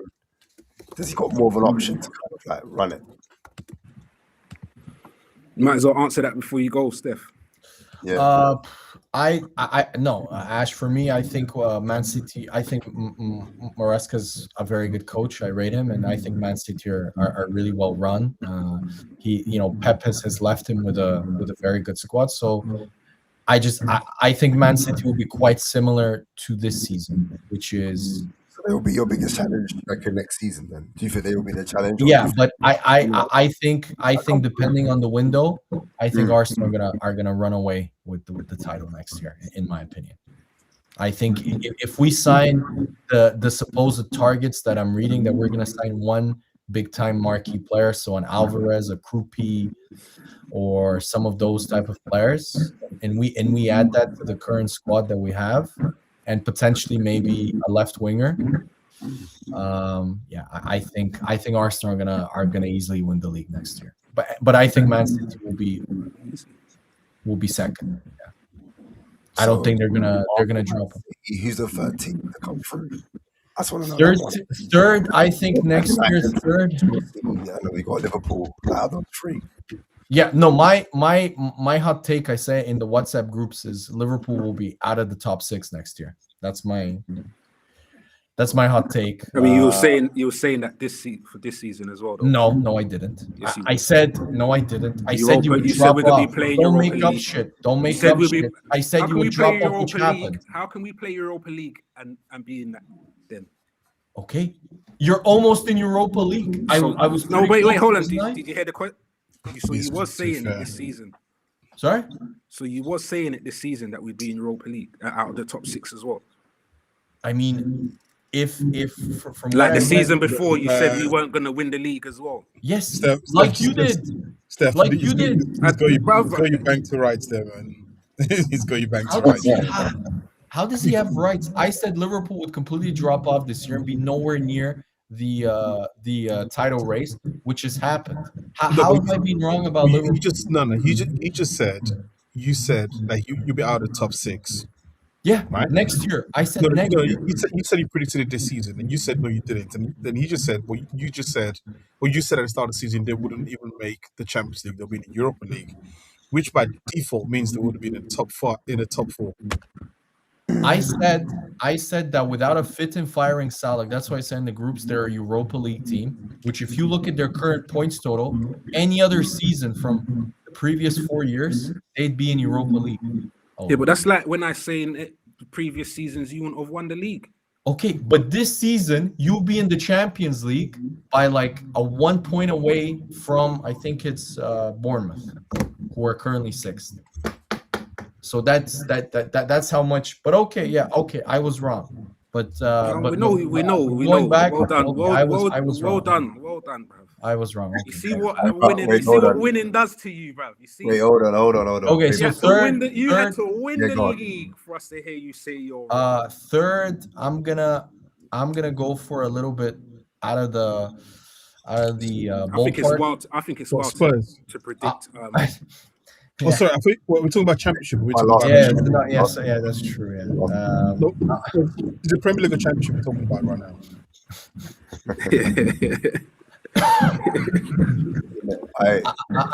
I'm gonna go third. I'm gonna go. I have a feeling Chelsea are gonna have a very good year with Xabi Alonso. I think they'll recover a little bit. They have 1 game a week, which is usually what he's. Well, we don't know that for sure. We don't know. Yeah, we don't know that for sure. They might be in Conference League. Yeah. But When yeah, you say might, because they got 1 more game. yeah, I think Chelsea will be third. Fourth will be Man United. Sorry, no, fourth will be Aston Villa, and then fifth will be Man United. Sixth will be Newcastle. Newcastle, and then Well, no, I thought I was going to say Bournemouth or something. actually no, I think gone. Bournemouth. Yeah, I think Bournemouth are going to drop off. I think sixth will be Newcastle. I think Eddie Howe with 1 game a week is a completely different. He always shows. I agree with that. But Yeah, where do you see Spurs? Before you go, where do you see Spurs? Are you going to say the league or get relegated? I honestly have a really bad feeling for you guys, Ash. I think you're going to get relegated. I think West Ham are going to beat Leeds. I think Leeds are going to be on the beach and are going to lie down. And I think West Ham will get the win. And I think you guys are going to play extremely edgy and kind of won't go for it. And I think you're going to fuck it up. Why do you think Leeds are going to be on the beach? Because they weren't on the beach for Tottenham. They weren't on the beach. I just think they won. They beat Brighton also. I saw, but I just have a feeling West Ham are going to be so motivated. Like they're really gonna play, and I just don't see Leeds kind of matching that. It's the last game of the season. Players, they're already safe. Players are thinking about the World Cup. They want to preserve themselves now. Leeds have nothing to play for. But then you can argue about Everton the same. So I don't know, but I just think Everton, they lost really badly against Sunderland, and I think that's gonna kind of motivate them to end the season in a better way. I just have a bad feeling about Spurs, man. Every time, like the Chelsea game I watched the second half. It was such a shit game, and you still have somehow lost. Like it was terrible. I don't know. And to be honest, maybe you're right. Maybe I actually think most likely scenario will be West Ham will win, and I think you will draw. I think you get a draw, maybe. That means we and stay up on goal difference. We'll stay up on goal difference then. Because the other worrying aspect is your home record is terrible. Yeah. And Everton's away record, from what I know, is third best behind Arsenal and Man City. Well, I'd say what. I'm gonna say, but the last 2 home games we have, we've drawn. Yeah. Brighton versus Brighton and Leeds, obviously. Those are the last 2 home games. True. Yeah, that's true. That's true. The Brighton game, you actually deserved to win. But I thought Leeds, you were very lucky, Ash. I thought Leeds deserved to win the game. Yeah, Leeds. They hit the post, didn't they? No, Kinski made 2 world-class saves. So I'm going to say this. Spurs on the weekend have to make the stadium hell. like from the moment Everton walk onto the pitch, and the fans literally have to make it. You know, Galatasaray, welcome to hell. That's setting them because it's not. Leeds because right now you guys are you're kind of shit, to be honest. They're lucky. Leeds haven't lost their last 5 games, haven't? Yeah, but the thing about it is that I can see West Ham pulling something off because basically, I think West Ham are going to put the pressure on Tottenham, and it's going to be up to the Tottenham fans to drag your team through this. I think Oli got one mic now. It's Oli's mic. No, I think Pritch, can you move for a second? Yeah, move. It's not me. It's not me, guys. Yeah, Preach. Yeah. You know what it is? Do you know what it is? Because I think he's got the audio coming out of his speaker. Yeah, he's got the audio coming out. Causing the feedback. But we all know what's gonna happen in the stadium. West Ham are gonna score early, and the whole Spurs Stadium is gonna get squeaky bum time. It's gonna get absolutely awkward. As like they're gonna be like honestly, Ash. I'm so glad that I didn't have to wait for the last day because honestly, I was probably gonna die if we had to wait for the Palace game for us to win the league. I can't imagine how you feel. Like holy shit. Yeah, like it's just. But to be honest, speaking to a lot of Spurs fans, like a lot of them are just like, yeah, I've kind of like accepted it in a way. Like they're not very. I don't know. They're not as dramatic as me. Like I said, like I almost died watching the Burnley game. It was so like just get it over the line and stuff. But like I couldn't have waited for us to go to Crystal Palace. I don't know how I would have handled that. But you guys are very much like if we go down, we kind of deserve to go down. If we don't, some fans want it to get over and done with. They prefer to know their fate now, and then some fans they still have the hope that we will stay up, and then. Some fans they want to just stick it to the board. You know, they like, listen, us fans don't deserve it, but the board do. And then, yeah, like I said before, you got fans that want to stay in the league at all costs. And so you see like watch-alongs where fans are supporting West Ham, not West Ham, like Newcastle, or they're supporting Arsenal. You know what I'm saying? To get out of a hole, but ultimately they don't care. When we stay in the league, you got different type of fans with different, you know, anxiety levels, but a lot of Spurs fans are breaking it right now. I'll be real. A lot of Spurs fans, they might not be showing it. I think you'd be all right. Everton hasn't even won it. They've only got 2 points in their last 5 games. They haven't won at all. So their form's what's your feeling? Are you going to stay up or get relegated? You know what? I look at Everton's team on paper. I'm not really confident because they've got a few players that I think could turn up on the day. Like Shrewsbury Hall, I can see causing a lot of trouble at the Tottenham Stadium. And then they've got Ndai, who I really like. I think he's a problem. Ndai is a top footballer. Hard worker in James Garner. I think he's a tough cookie. He's up and down, box to box. Their strikers are shit though. Barry's shit. And he's not shit. Barry, I think Barry's shit, man. I don't rate him. I don't rate Barry, bro. He's had a little purple patch. Don't get me wrong. But it's so Beto is either amazing or absolutely horrendous. You can never get in the middle with that. Listen, you know what I'm saying? So I don't rate their forward line in it. Their forward line's terrible, but their wingers, the midfield, they got something for us in it. Do you know what I'm saying? Ash, respect.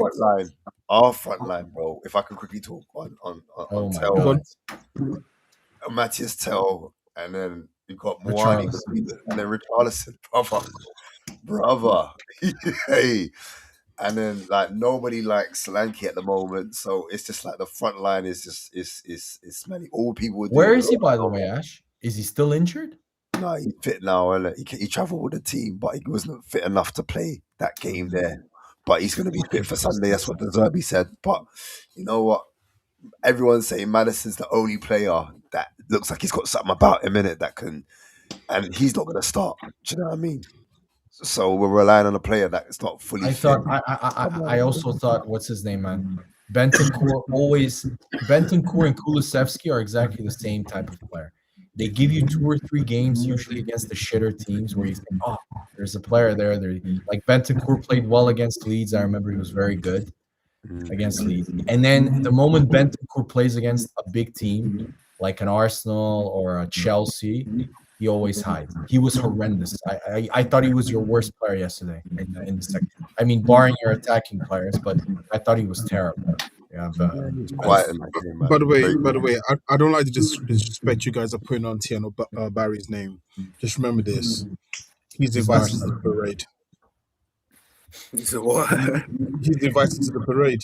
Yeah, he is. Yeah, Kroopy too. Kroopy too. Yeah. You know what I mean? So disrespect him all you want. Just remember this: he's a Premier League champion. That's right. We're giving honorary championships to those who helped us along the way.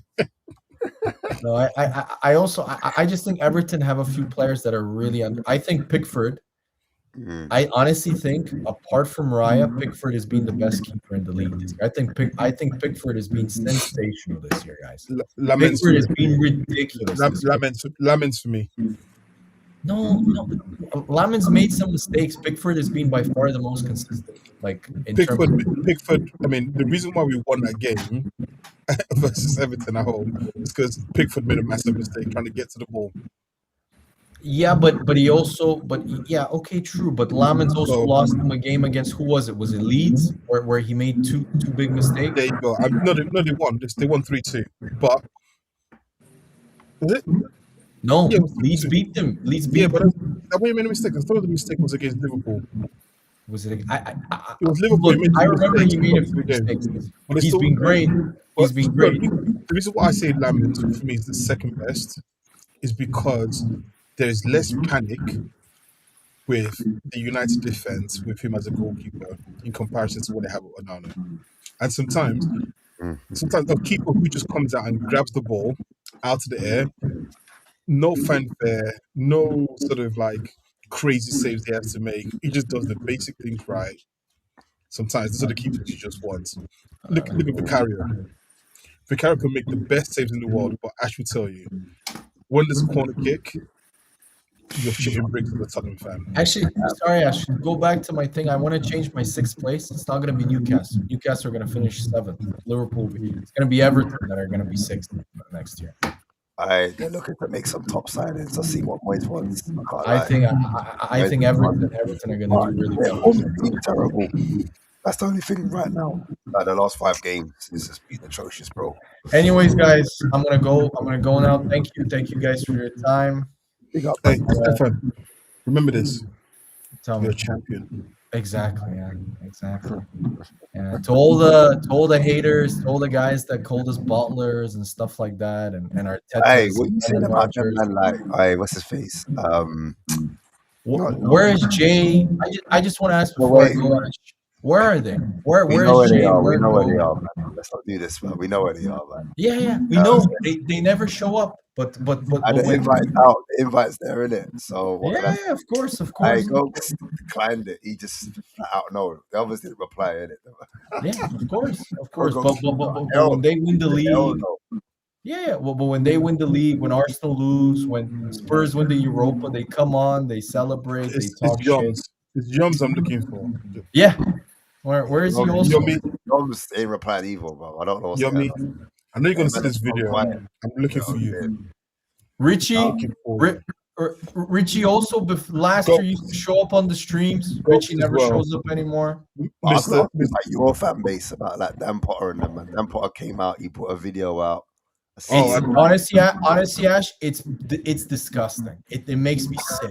It makes me sick. It makes me he said that, he was wrong. He's like, he loves Arteta now. Yeah, he loves him now. Yeah, I watched that.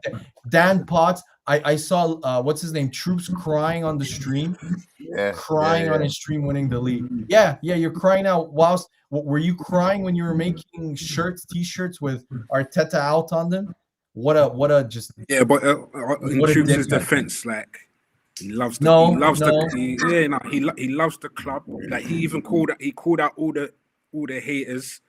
Like he was one of them. Who is he calling out? He was one of the haters. What are you on about?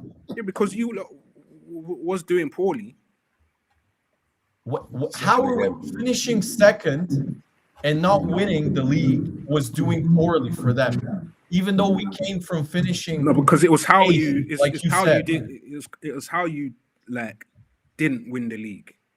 Like it was Yeah, more of a, I it was more of a small drop off than just like No preach. They used Arsenal to rage bait and to create clicks for their streams, and I wouldn't say conveniently troops though. I wouldn't say troops.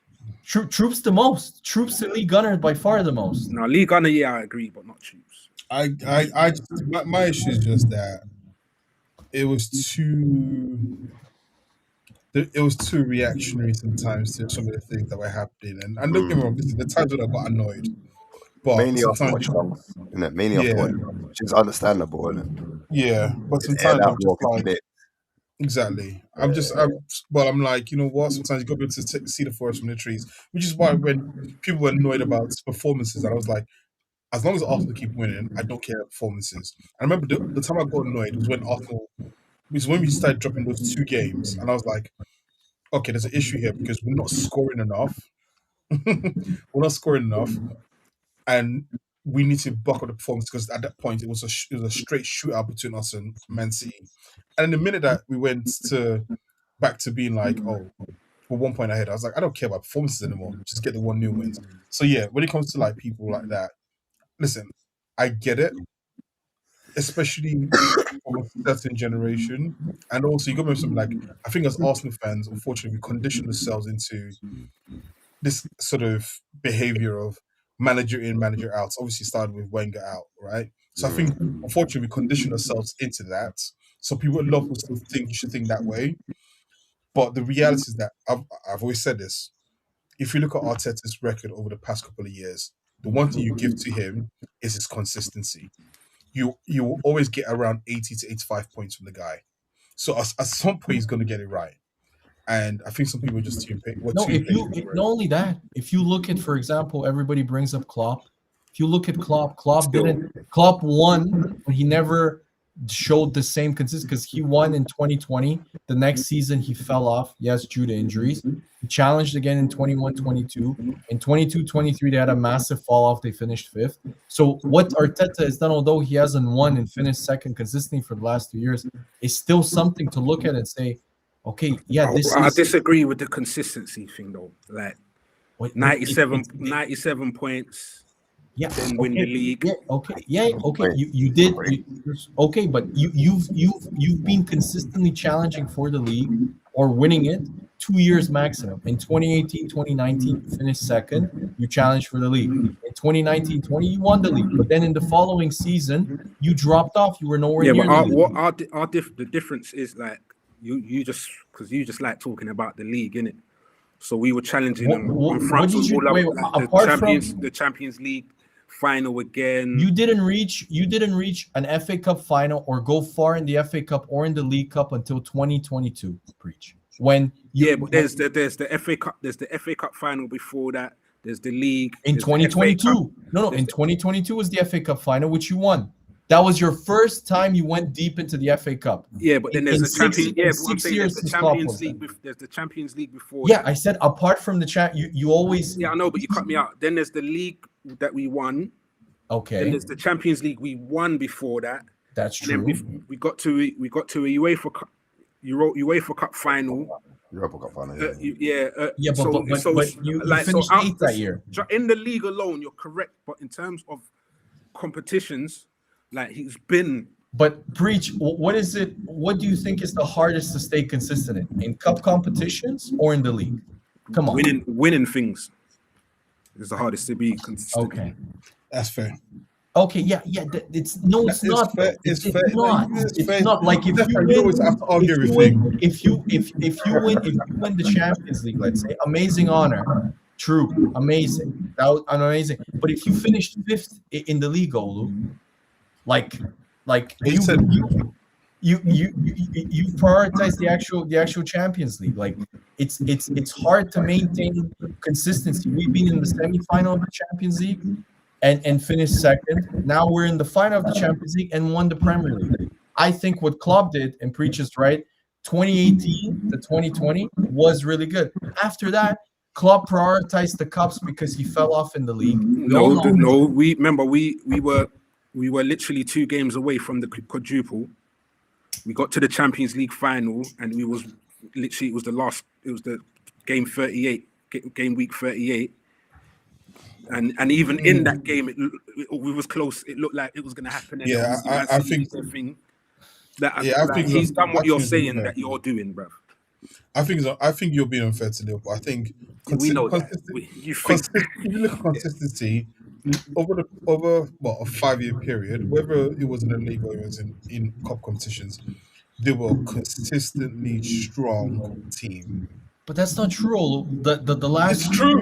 It's not. No, it's not. Last 3 years. This season. Stop. You're doing it wrong. You didn't hear what I said. I said over a 5-year period, they were a consistent team. No, they weren't though. They were over a 5-year period, not the past 3 years. You're picking a specific point. Okay, no. Let's look. Okay, let's look starting from 2021. 2021, You're starting at 2021 for a reason. Start at the point where they started getting really good. Okay, from 2016, the moment Liverpool got transformed by Klopp.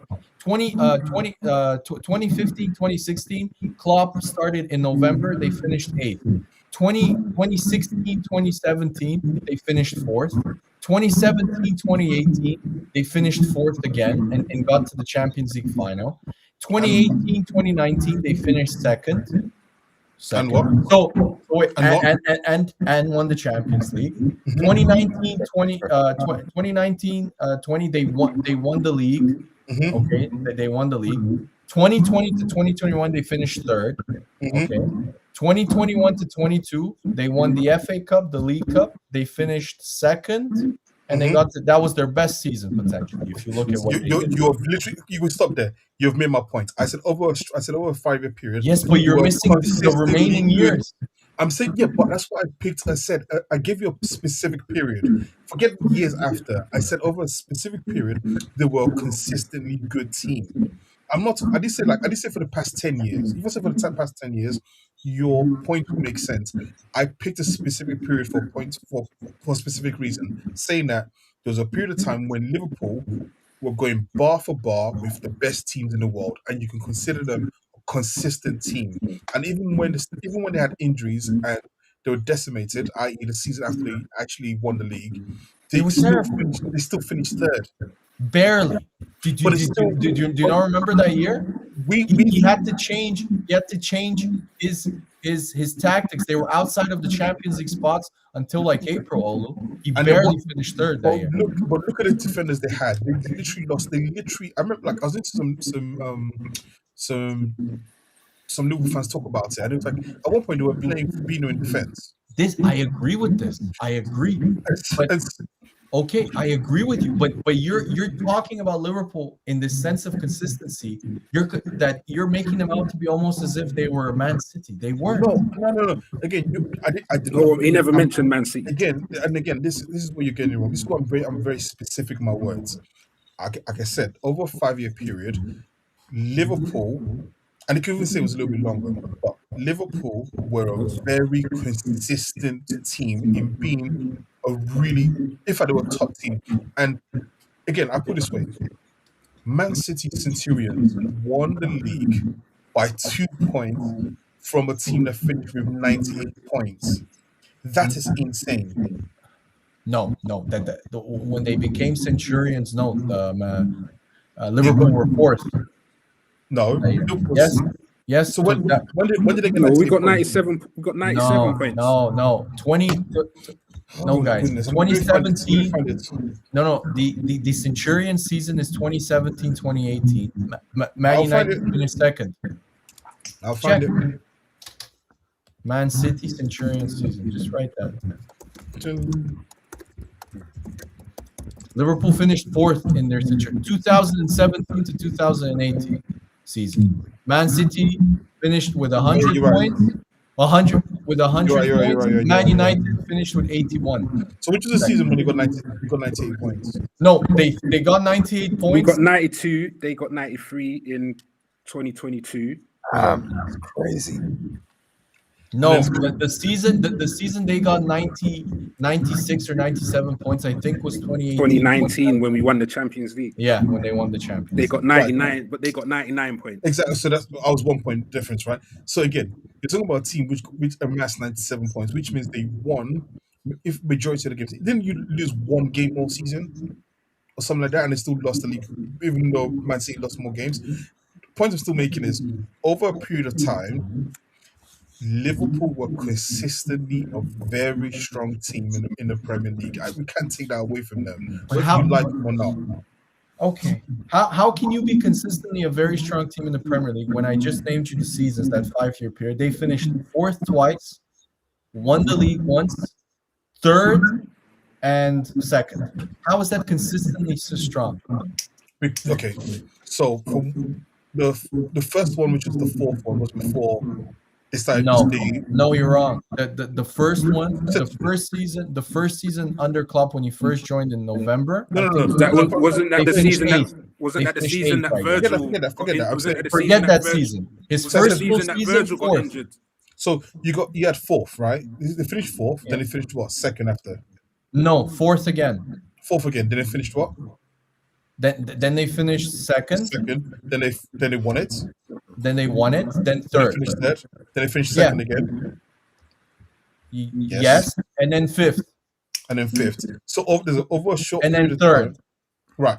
Over a 5-year period, you can argue they were a very strong team because not only did they, even the seasons when they finished lower than 2nd, they still won something. And to win something, you've got to be a good team. That's what. So what do you mean? Man United won the FA Cup when they finished 8th. No. When they finished 8th. Arsenal won the FA Cup when we finished 8th. Yeah, but you're pinpointing one season. So I'm not. We're talking over a period of time. There was consistency somewhere around in the old competitions. I would say Olo's point is more valid when it comes to cup competitions. I would agree with Olo. The amount of finals that they reached, Champions League, they reached an FA, they reached League Cup. I would say they were more consistently competitive, what Olo wants to say, in the cups than the league. Because if you look at the league and that 10-year period, Olo, they only challenged for the league less than half of that decade. I hear that, but again, half of that decade they didn't challenge for the league. That's what my words were very specific. I said they were a strong team, so that's regardless of competition. The fact that they were making finals, the fact that they were making Champions League finals, the fact that they were still winning stuff across that, isn't just isolating to a league. If I said over a 5-year period they were a strong league team, like for example, I would say Arsenal have been a strong league team for the past 4 years. I think that's what you're comparing it to. Exactly. I would say Liverpool were a strong team in general over that 5-year period because when they didn't win, when they didn't win or when they didn't compete for the league, they were still doing really well in other competitions. And also, I still remember that teams did not want to play Liverpool. No, that's true. That's true. Yeah. Okay, I agree, guys. Thank you. I'm gonna go. Good night, guys. You see how winning changes people, bro. Look at you. That's twice. Don't worry, that's twice in one session. You've said. Don't worry, Preach. I'm still gonna be on you next year, guys. Yeah, don't worry. You know me, bro. I'm still, guys. In the chat, I just want to say to all the people that are watching, Preach in the WhatsApp group said that Liverpool are going to challenge for the league next year. Yeah, I'm going to hold you to that, Preach. I'm going to hold you to that. And you said you're going to be dominating as well. Yes, we're repeating the Premier League next year, Preach. Get ready for it. See, bro, get ready. Pep's gone now. It's open gun season. Domination in the location. I hear it, man. It's mad because what happened to the Newcastle Donnies? Boy, I don't know, man. I'm caught up in it. It's crazy. Like they were meant to be here, and then the last they kind of shanked. You know what I'm saying? Couldn't be bothered. They didn't want to hear it. No, when they check the bounces, like I don't know what's going on. When you know Stefan's showing up, that's when they basically in it. Man, hey, Stefan in the man WhatsApp group, he was like, "Again, man, all right, make sure go on Ash's show." I was like, Stefan, they're not gonna turn up for doing that. You know what I'm saying? So, yeah, I tried to message man on the slide. Yeah, it is what it is, man. But I want to get you lot's thoughts coming back onto that Tottenham one prediction. Like, what are your thoughts going into that, man? Before we get out of there, man. Relegation. I don't. I don't know. I don't think you can tell, man. Like the It's opposition hard. you're playing. The question. It's hard. Easy question to ask. All four teams involved. That's Everton, Leeds, West Ham, and Spurs. I'd say Leeds have got the best form out of all of them. Yeah, but they're still lower half of the league at the end of the day. So it could be anything, fam. It's gonna be like City and Man United for the title. Like you don't know what's gonna happen. Last second, so's in front. They've got the 3 points, equalizers, winners here. I feel like it's gonna be like that. You're not gonna know to the 90 minutes. It's up, and that's how I feel anyway about that. The relegation battle, that last spot. It's too close. You got some people. Remember, there's two West Ham and Spurs. This is it.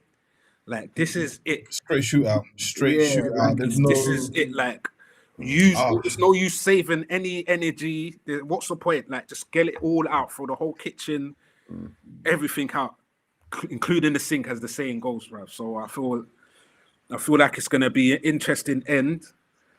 And good luck to those that have put money on it. Because boy, if you do win, well done to you. But it's too difficult to tell, man. It's too difficult. I hear that, but I mean, if you had to like, put your hands over your eyes, point somewhere. You know what I'm saying? Or I'd have to go to what I've seen on paper. Yeah, I'd just have to go see what paper and say that you lot will most probably do it.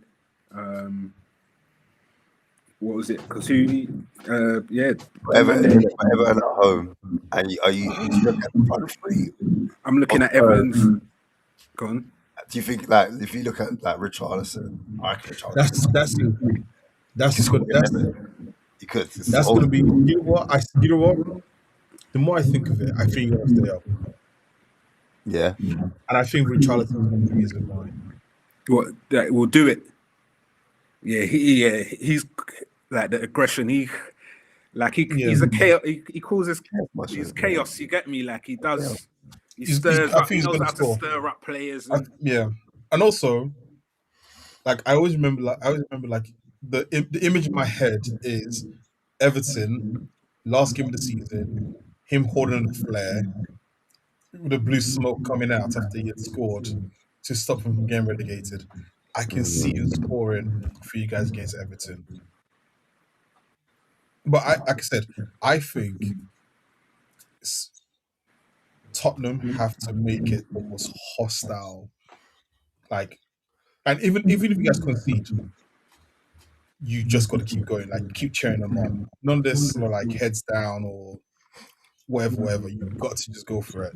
I said, for the bands, I want you guys to get relegated, obviously. I've got a few in my office. I've got a few Tottenham fans as well, so the jokes have to run next week if it happens. But I don't know. I think West Ham are. I think West Ham might win the game. But Spurs have to not get a draw in it. That's what it is. The Spurs draw, they only stay up in it. That's what they needed to point. Yeah, but that makes it so much better though, because now it's basically win or go home. That's for West Ham. West Ham need to win or go home. We need a point. We need a point. Is it? I thought you were 1 point ahead of them. I can check the table now. I'm pretty sure we just need a point to stay in the league. No, they're 2 points. Yeah, West Ham got 36. We've got 38 in there. Yeah, and then the goal difference is 10. Difference, that makes it, yeah. Oh yeah, no, West Ham going down. Yeah. West Ham are going down. Yeah. So if we don't, but the whole jeopardy was that we don't win that home, innit? My point. No. You know what I'm saying? Knowing that, you guys like, I think you're gonna. They'll probably concede. You guys will go and score, and then they'll score like probably maybe 2 minutes too late. I think you guys probably been like 1 or 2-0. See, even Joe is even saying as well, like you got to be animals. Yeah. That's one of them days, right? Like, it's 90 minutes. Every single player needs to give 110%, and also tell Randall just not to turn up. Leave your boots at home, and leave yourself at home, because that Mwani guy, he'll cost you. Don't trust him at all, bro. Listen, you should have known when you signed a guy called Randall. Facts, bro. Facts. I quick prediction for Arsenal versus Palace and Liverpool as well in the Premier League. What are we saying, man? You want to go first, Breach? I think Crystal Palace will win 2-1. This guy. I was waiting. I've done that one on purpose. Yeah. No, Actually, you know what? Can you now predict that PSG are going to win? Because your track record right now. You're saying a word. That's not next show. Okay, next. Don't jinx it. Don't jinx it. All right. Yeah, no. I got a funny feeling that you lot are going to get a red card or a penalty against you. That'll be funny. Just to rub it in everyone's faces. Purposefully as well. Just it looks like a Arsenal win. Wait, who've Liverpool got now? Oh yes, Brentford. We got Brentford. Yeah, so we're confident for that. That's a no pressure game, so yeah, we'll win that. Oh, what is that? Top 4 then if you win? Yeah. Yeah, I don't think it even matters when you get the Champions League. Oh yeah. Villa won it, and there were 2 top goals from Tillemans and Buendia, top bins from Buendia. So does that mean Bournemouth can get Champions League then? Yeah. There has to be a 6 goal swing though, innit? In what way? So because of goal difference, we've got 10, they've got 4. So if they win, we'd be 59. If we have to lose, and they win. Oh no! What I meant though is that I thought because Villa won the Europa League, there's a possibility of a 6th place. No, I don't know. I keep hearing 2 different things. I keep hearing 2 different things. Champions League as well. Is that what it is or not? No, I thought it was regardless of Arsenal in the Champions League. Because remember last season there were 6 places for English teams because Tottenham won the Europa League, right? Yeah. So I thought it was that if I thought top Villa 5 won it, it's top 5 plus. Oh yeah, you're right. Because Villa win it. Yeah. So you push it down. But I don't know if they finish 5th or if they finish 4th. I don't know which one it is. No, I think you're right. Yeah, Villa must finish 5th. So basically, Man City have got to beat Villa. Yeah. Liverpool got to beat Brentford. Yeah. And then Bournemouth have to also get a point in the last game for them to get the 6th place and the Champions League. Yeah. As Bournemouth, as we said, they've got they've got to win their next game. So what's your predictions anyway? Oh yeah, so for the Arsenal game, I could see a 1-1, to be honest. 1-1. I think you're right, because I think Kepa's going to play. Are you going to rest players? Yeah, I don't Has that been partying? I think it's going to be Kepa's going to play. I think Dalman's going to start, and I think Noni's going to start, and most likely Havertz as well, Martinelli. So, quick one. Do you think my man changes the Palace team now because they're forced to stay? He's a strong team, blah blah blah. There's a lot of pressure on him, innit? Is that narrative now go away, innit? Really, would you want? Listen, I believe in momentum. Yeah, but do you want to risk injury 3 games before your biggest fight? The FA Cup was the biggest game before. Now this is the biggest game in Crystal Palace history. I think they rest. I think they rest many players. I think it's gonna be the worst game to watch because it's gonna be maybe not the worst, but it's gonna be like just 2 second string teams. And also, he leaves. That would be his last game, innit? And they would leave, innit? Yeah, Because he's not going to stay at Palace. He's ready Yeah. to leave. But it'll be interesting to see where he goes, if he stays in the Premier League or if he keeps it moving outside. I think 1-0. Yeah. And then Oh, so wow. Liverpool Brentford. I see 3-0 Liverpool, yeah. to Liverpool. Yeah. Wow. You know, I'm going to say this question for next week, innit? I want to know who man's manager of the season is, innit? Or the top five managers. I want to know what order it comes in it. So I let you lot think about that for next week. And then also, who's your worst player as well? Who's your worst player of the season? Bottom 5, innit? The bottom. That's a good your worst 5. Yeah, your worst 5 players. When we say worst players, are we saying worst players just because they're the worst? Or are we saying worst in based off what we expect, how good we expect them to be? Yeah, I think what we expected, like, so transfers included. So you got like Ganacho, for example. Like, okay. You know what I mean? Little spoiler: McAllister's going to be in the list. All right, cool. Yeah, but yes, sorry, just to go back here. If Villa finish 4th, 6th place isn't Champions League. They're gonna be 5th. Yeah, it's got to be 5th. Yeah, it has to be 5th. Yeah. Interesting. Almost celebrating when they beat City like they got into Europe, like not Champions League, sorry.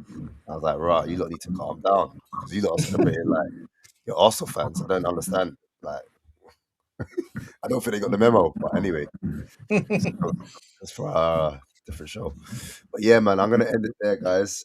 Unless you want to know my prediction. Wait, is that it? Is that the only permutations? Oh wait, yeah, that's it. Really, we don't really care about Man United. No one cares no more, innit, about it. Yeah, that's funny. Man United, Man City, who cares? I was gonna say, what do you think though for Pep's last game? Let's give the big man or the small man a. That's small man. He taught you about everything. He's got to go out on a bang. So yeah, against Villa, versus Emery at home. 3-1. I know what Oli predicted. He's predicted a win for his guy. 5-0 Man City, man. Yeah, come on. He hates Emery. Every Arsenal fan hates Emery, bro. Listen, do you know? So what? Don't you reckon if you had Emery now, do you reckon you would have won a European? I was going to ask that as well. I was meant to ask that. I can answer the question very quickly. Amount of time. Yeah, 7 years. I don't think so. The reason why I don't think so is this: he lost. He had injuries as well, you know. He had injuries, but the problem was that he lost the dressing room and he didn't have the control to get rid of players. Because, for example, Arteta got rid of Aubameyang, right, and Ozil. Ozil was because Ozil apparently used to get back injuries before he had to go on tough away games, right? And then obviously there's another political issue apparently, but we don't want to get into that for now. But Aubameyang, he was under Emery, he was doing balloons. Yeah. There's a picture of the Arsenal players in the club all like smoking, doing balloons and everything. Like, I'm sorry, he had no control of that. They used to say good evening to him. Apparently, the players say that to him and things like that. So he had no respect. So even if he had stayed 7 years, I missed it. Those were good days, man. If he had stayed, what the hell? Sorry, carry on. Yeah, if he stayed 7 years, I think he would just never have got control of the club. Like the banter era really started with Emery. It hit its peak. Like it went. Yeah, like the waterfall effect. It just. Yeah. I agree with that. So days we were finishing above you, beating a top 4 race. It's crazy, bro. And to answer Sonny's question, I don't think he's going to be here. There's too much going on. Also, sorry. Do you know the best part? Oh, do you know the best part as well of us winning the league is the amount of people used to say, "Oh, he's just a Pochettino." Pochettino did the same thing. The narratives all have to I was on was on Specs' show, Night Owls, Yeah. and that question came up about Arteta versus Howe. And like wow. they was like, oh, let's not do that now. But you know, it changed. But you know, the truth is said in Jessa. We went now. Basically, it's Howe better than Carrick, because I think that's the new. Oh, that's the new little dynamic. Yeah, that's the You new know what? one. I tell you what, if Tottenham fall out, we go to the Championship. I'm just saying, if that was to happen, if that was to happen, then Man United would be the new Four Boys. Think about it. Yeah. They're the last ones to kind of win a title. They're the last ones to win major. Bro. You know what I'm saying? That's why the man are like, nah, keep Tottenham in the league. Because, you know what I'm saying? A little short term. Yeah. Do you know what's true? Nervous. Bro, the best part, if you go on YouTube and just look at all the Man United content creators, just watch the latest videos, is the realization. All of them have got a realization video of, we need to buck up. Ineos needs to change things, because now Arsenal have won this. It's now on them. It's funny. On them. And the thing is that Big Five thing is going to be a problem. It's funny. And the thing is that I watch all of them, and through the whole season they've been bantering and saying, oh, Arsenal gone bottle, etc., etc. And literally, I've gone through all of them today. Side. I was trying to think of his. He said it. He had the most serious one I've seen. He was like, "Yo, you guys, banter aside, yeah." Has had one as well. Alice worried. One. They've all Alice gone. one as well. All of them, even the Stretford. We're all in the never a foul. We're all in the never a foul. All of them. They're worried. All of them. They need Tottenham to stay there, bro. I'm telling you, bro. It's a the lights is now shone on them. It's gone from Arsenal 22 years to Man United 14 years. Yeah. The clock, no matter what anyone says, the clock starts again. It don't matter. It starts again. Get me? Whether we set that up or Chelsea, I think, but it starts again, and now it's all on United now. Everyone's 14 years now. Like, it's crazy because Chelsea now got Alonso. They got a serious manager. Because if I had a Man United fan, that would be my question: Carrick or Alonso, isn't it? I think Alonso. I think he's because of what he done in Germany. He's gonna get a lot. He's gonna get a lot of ratings, but like, it's not proven though. It's not like, I don't think it's cemented. Like, don't like, we had reservations, you know. Like, don't get too. What about Klopp? What? And he won the league with Dortmund, innit? And he got to final and stuff. So like, you look at Alonso, could he? Do you know what I'm saying? With Chelsea, it's possible. I think he's ahead of Carrick, isn't it? I know, like Carrick. Ahead of Carrick. Yeah. That's the argument. That's the argument, right? Yeah, now. them two. Yeah, I think they're most probably head to head. Yeah, head to head. Like they'll be the new rivals or something like that. Well, listen, as long as it's not my manager, I gotta wait. Man. We're focusing on Champions Leagues and trying to dominate. It's not this meaty skirmishes, man. Also, I just saw a little fact that, and it's pissing me off now because it's both of them are Chelsea players, but Tammy Abraham is now the second player to have won all 4 European major runners. Yeah, i.e. Champions League, Super Cup, Conference League, and Europa League. The other player was Emerson, who went left back. Right, for Chelsea. Yeah, those names, those kind of names, it says it all, though, innit? Also another one. You know Pedro. Yeah. He's the only player to have won every major trophy. Yeah, he's the only player.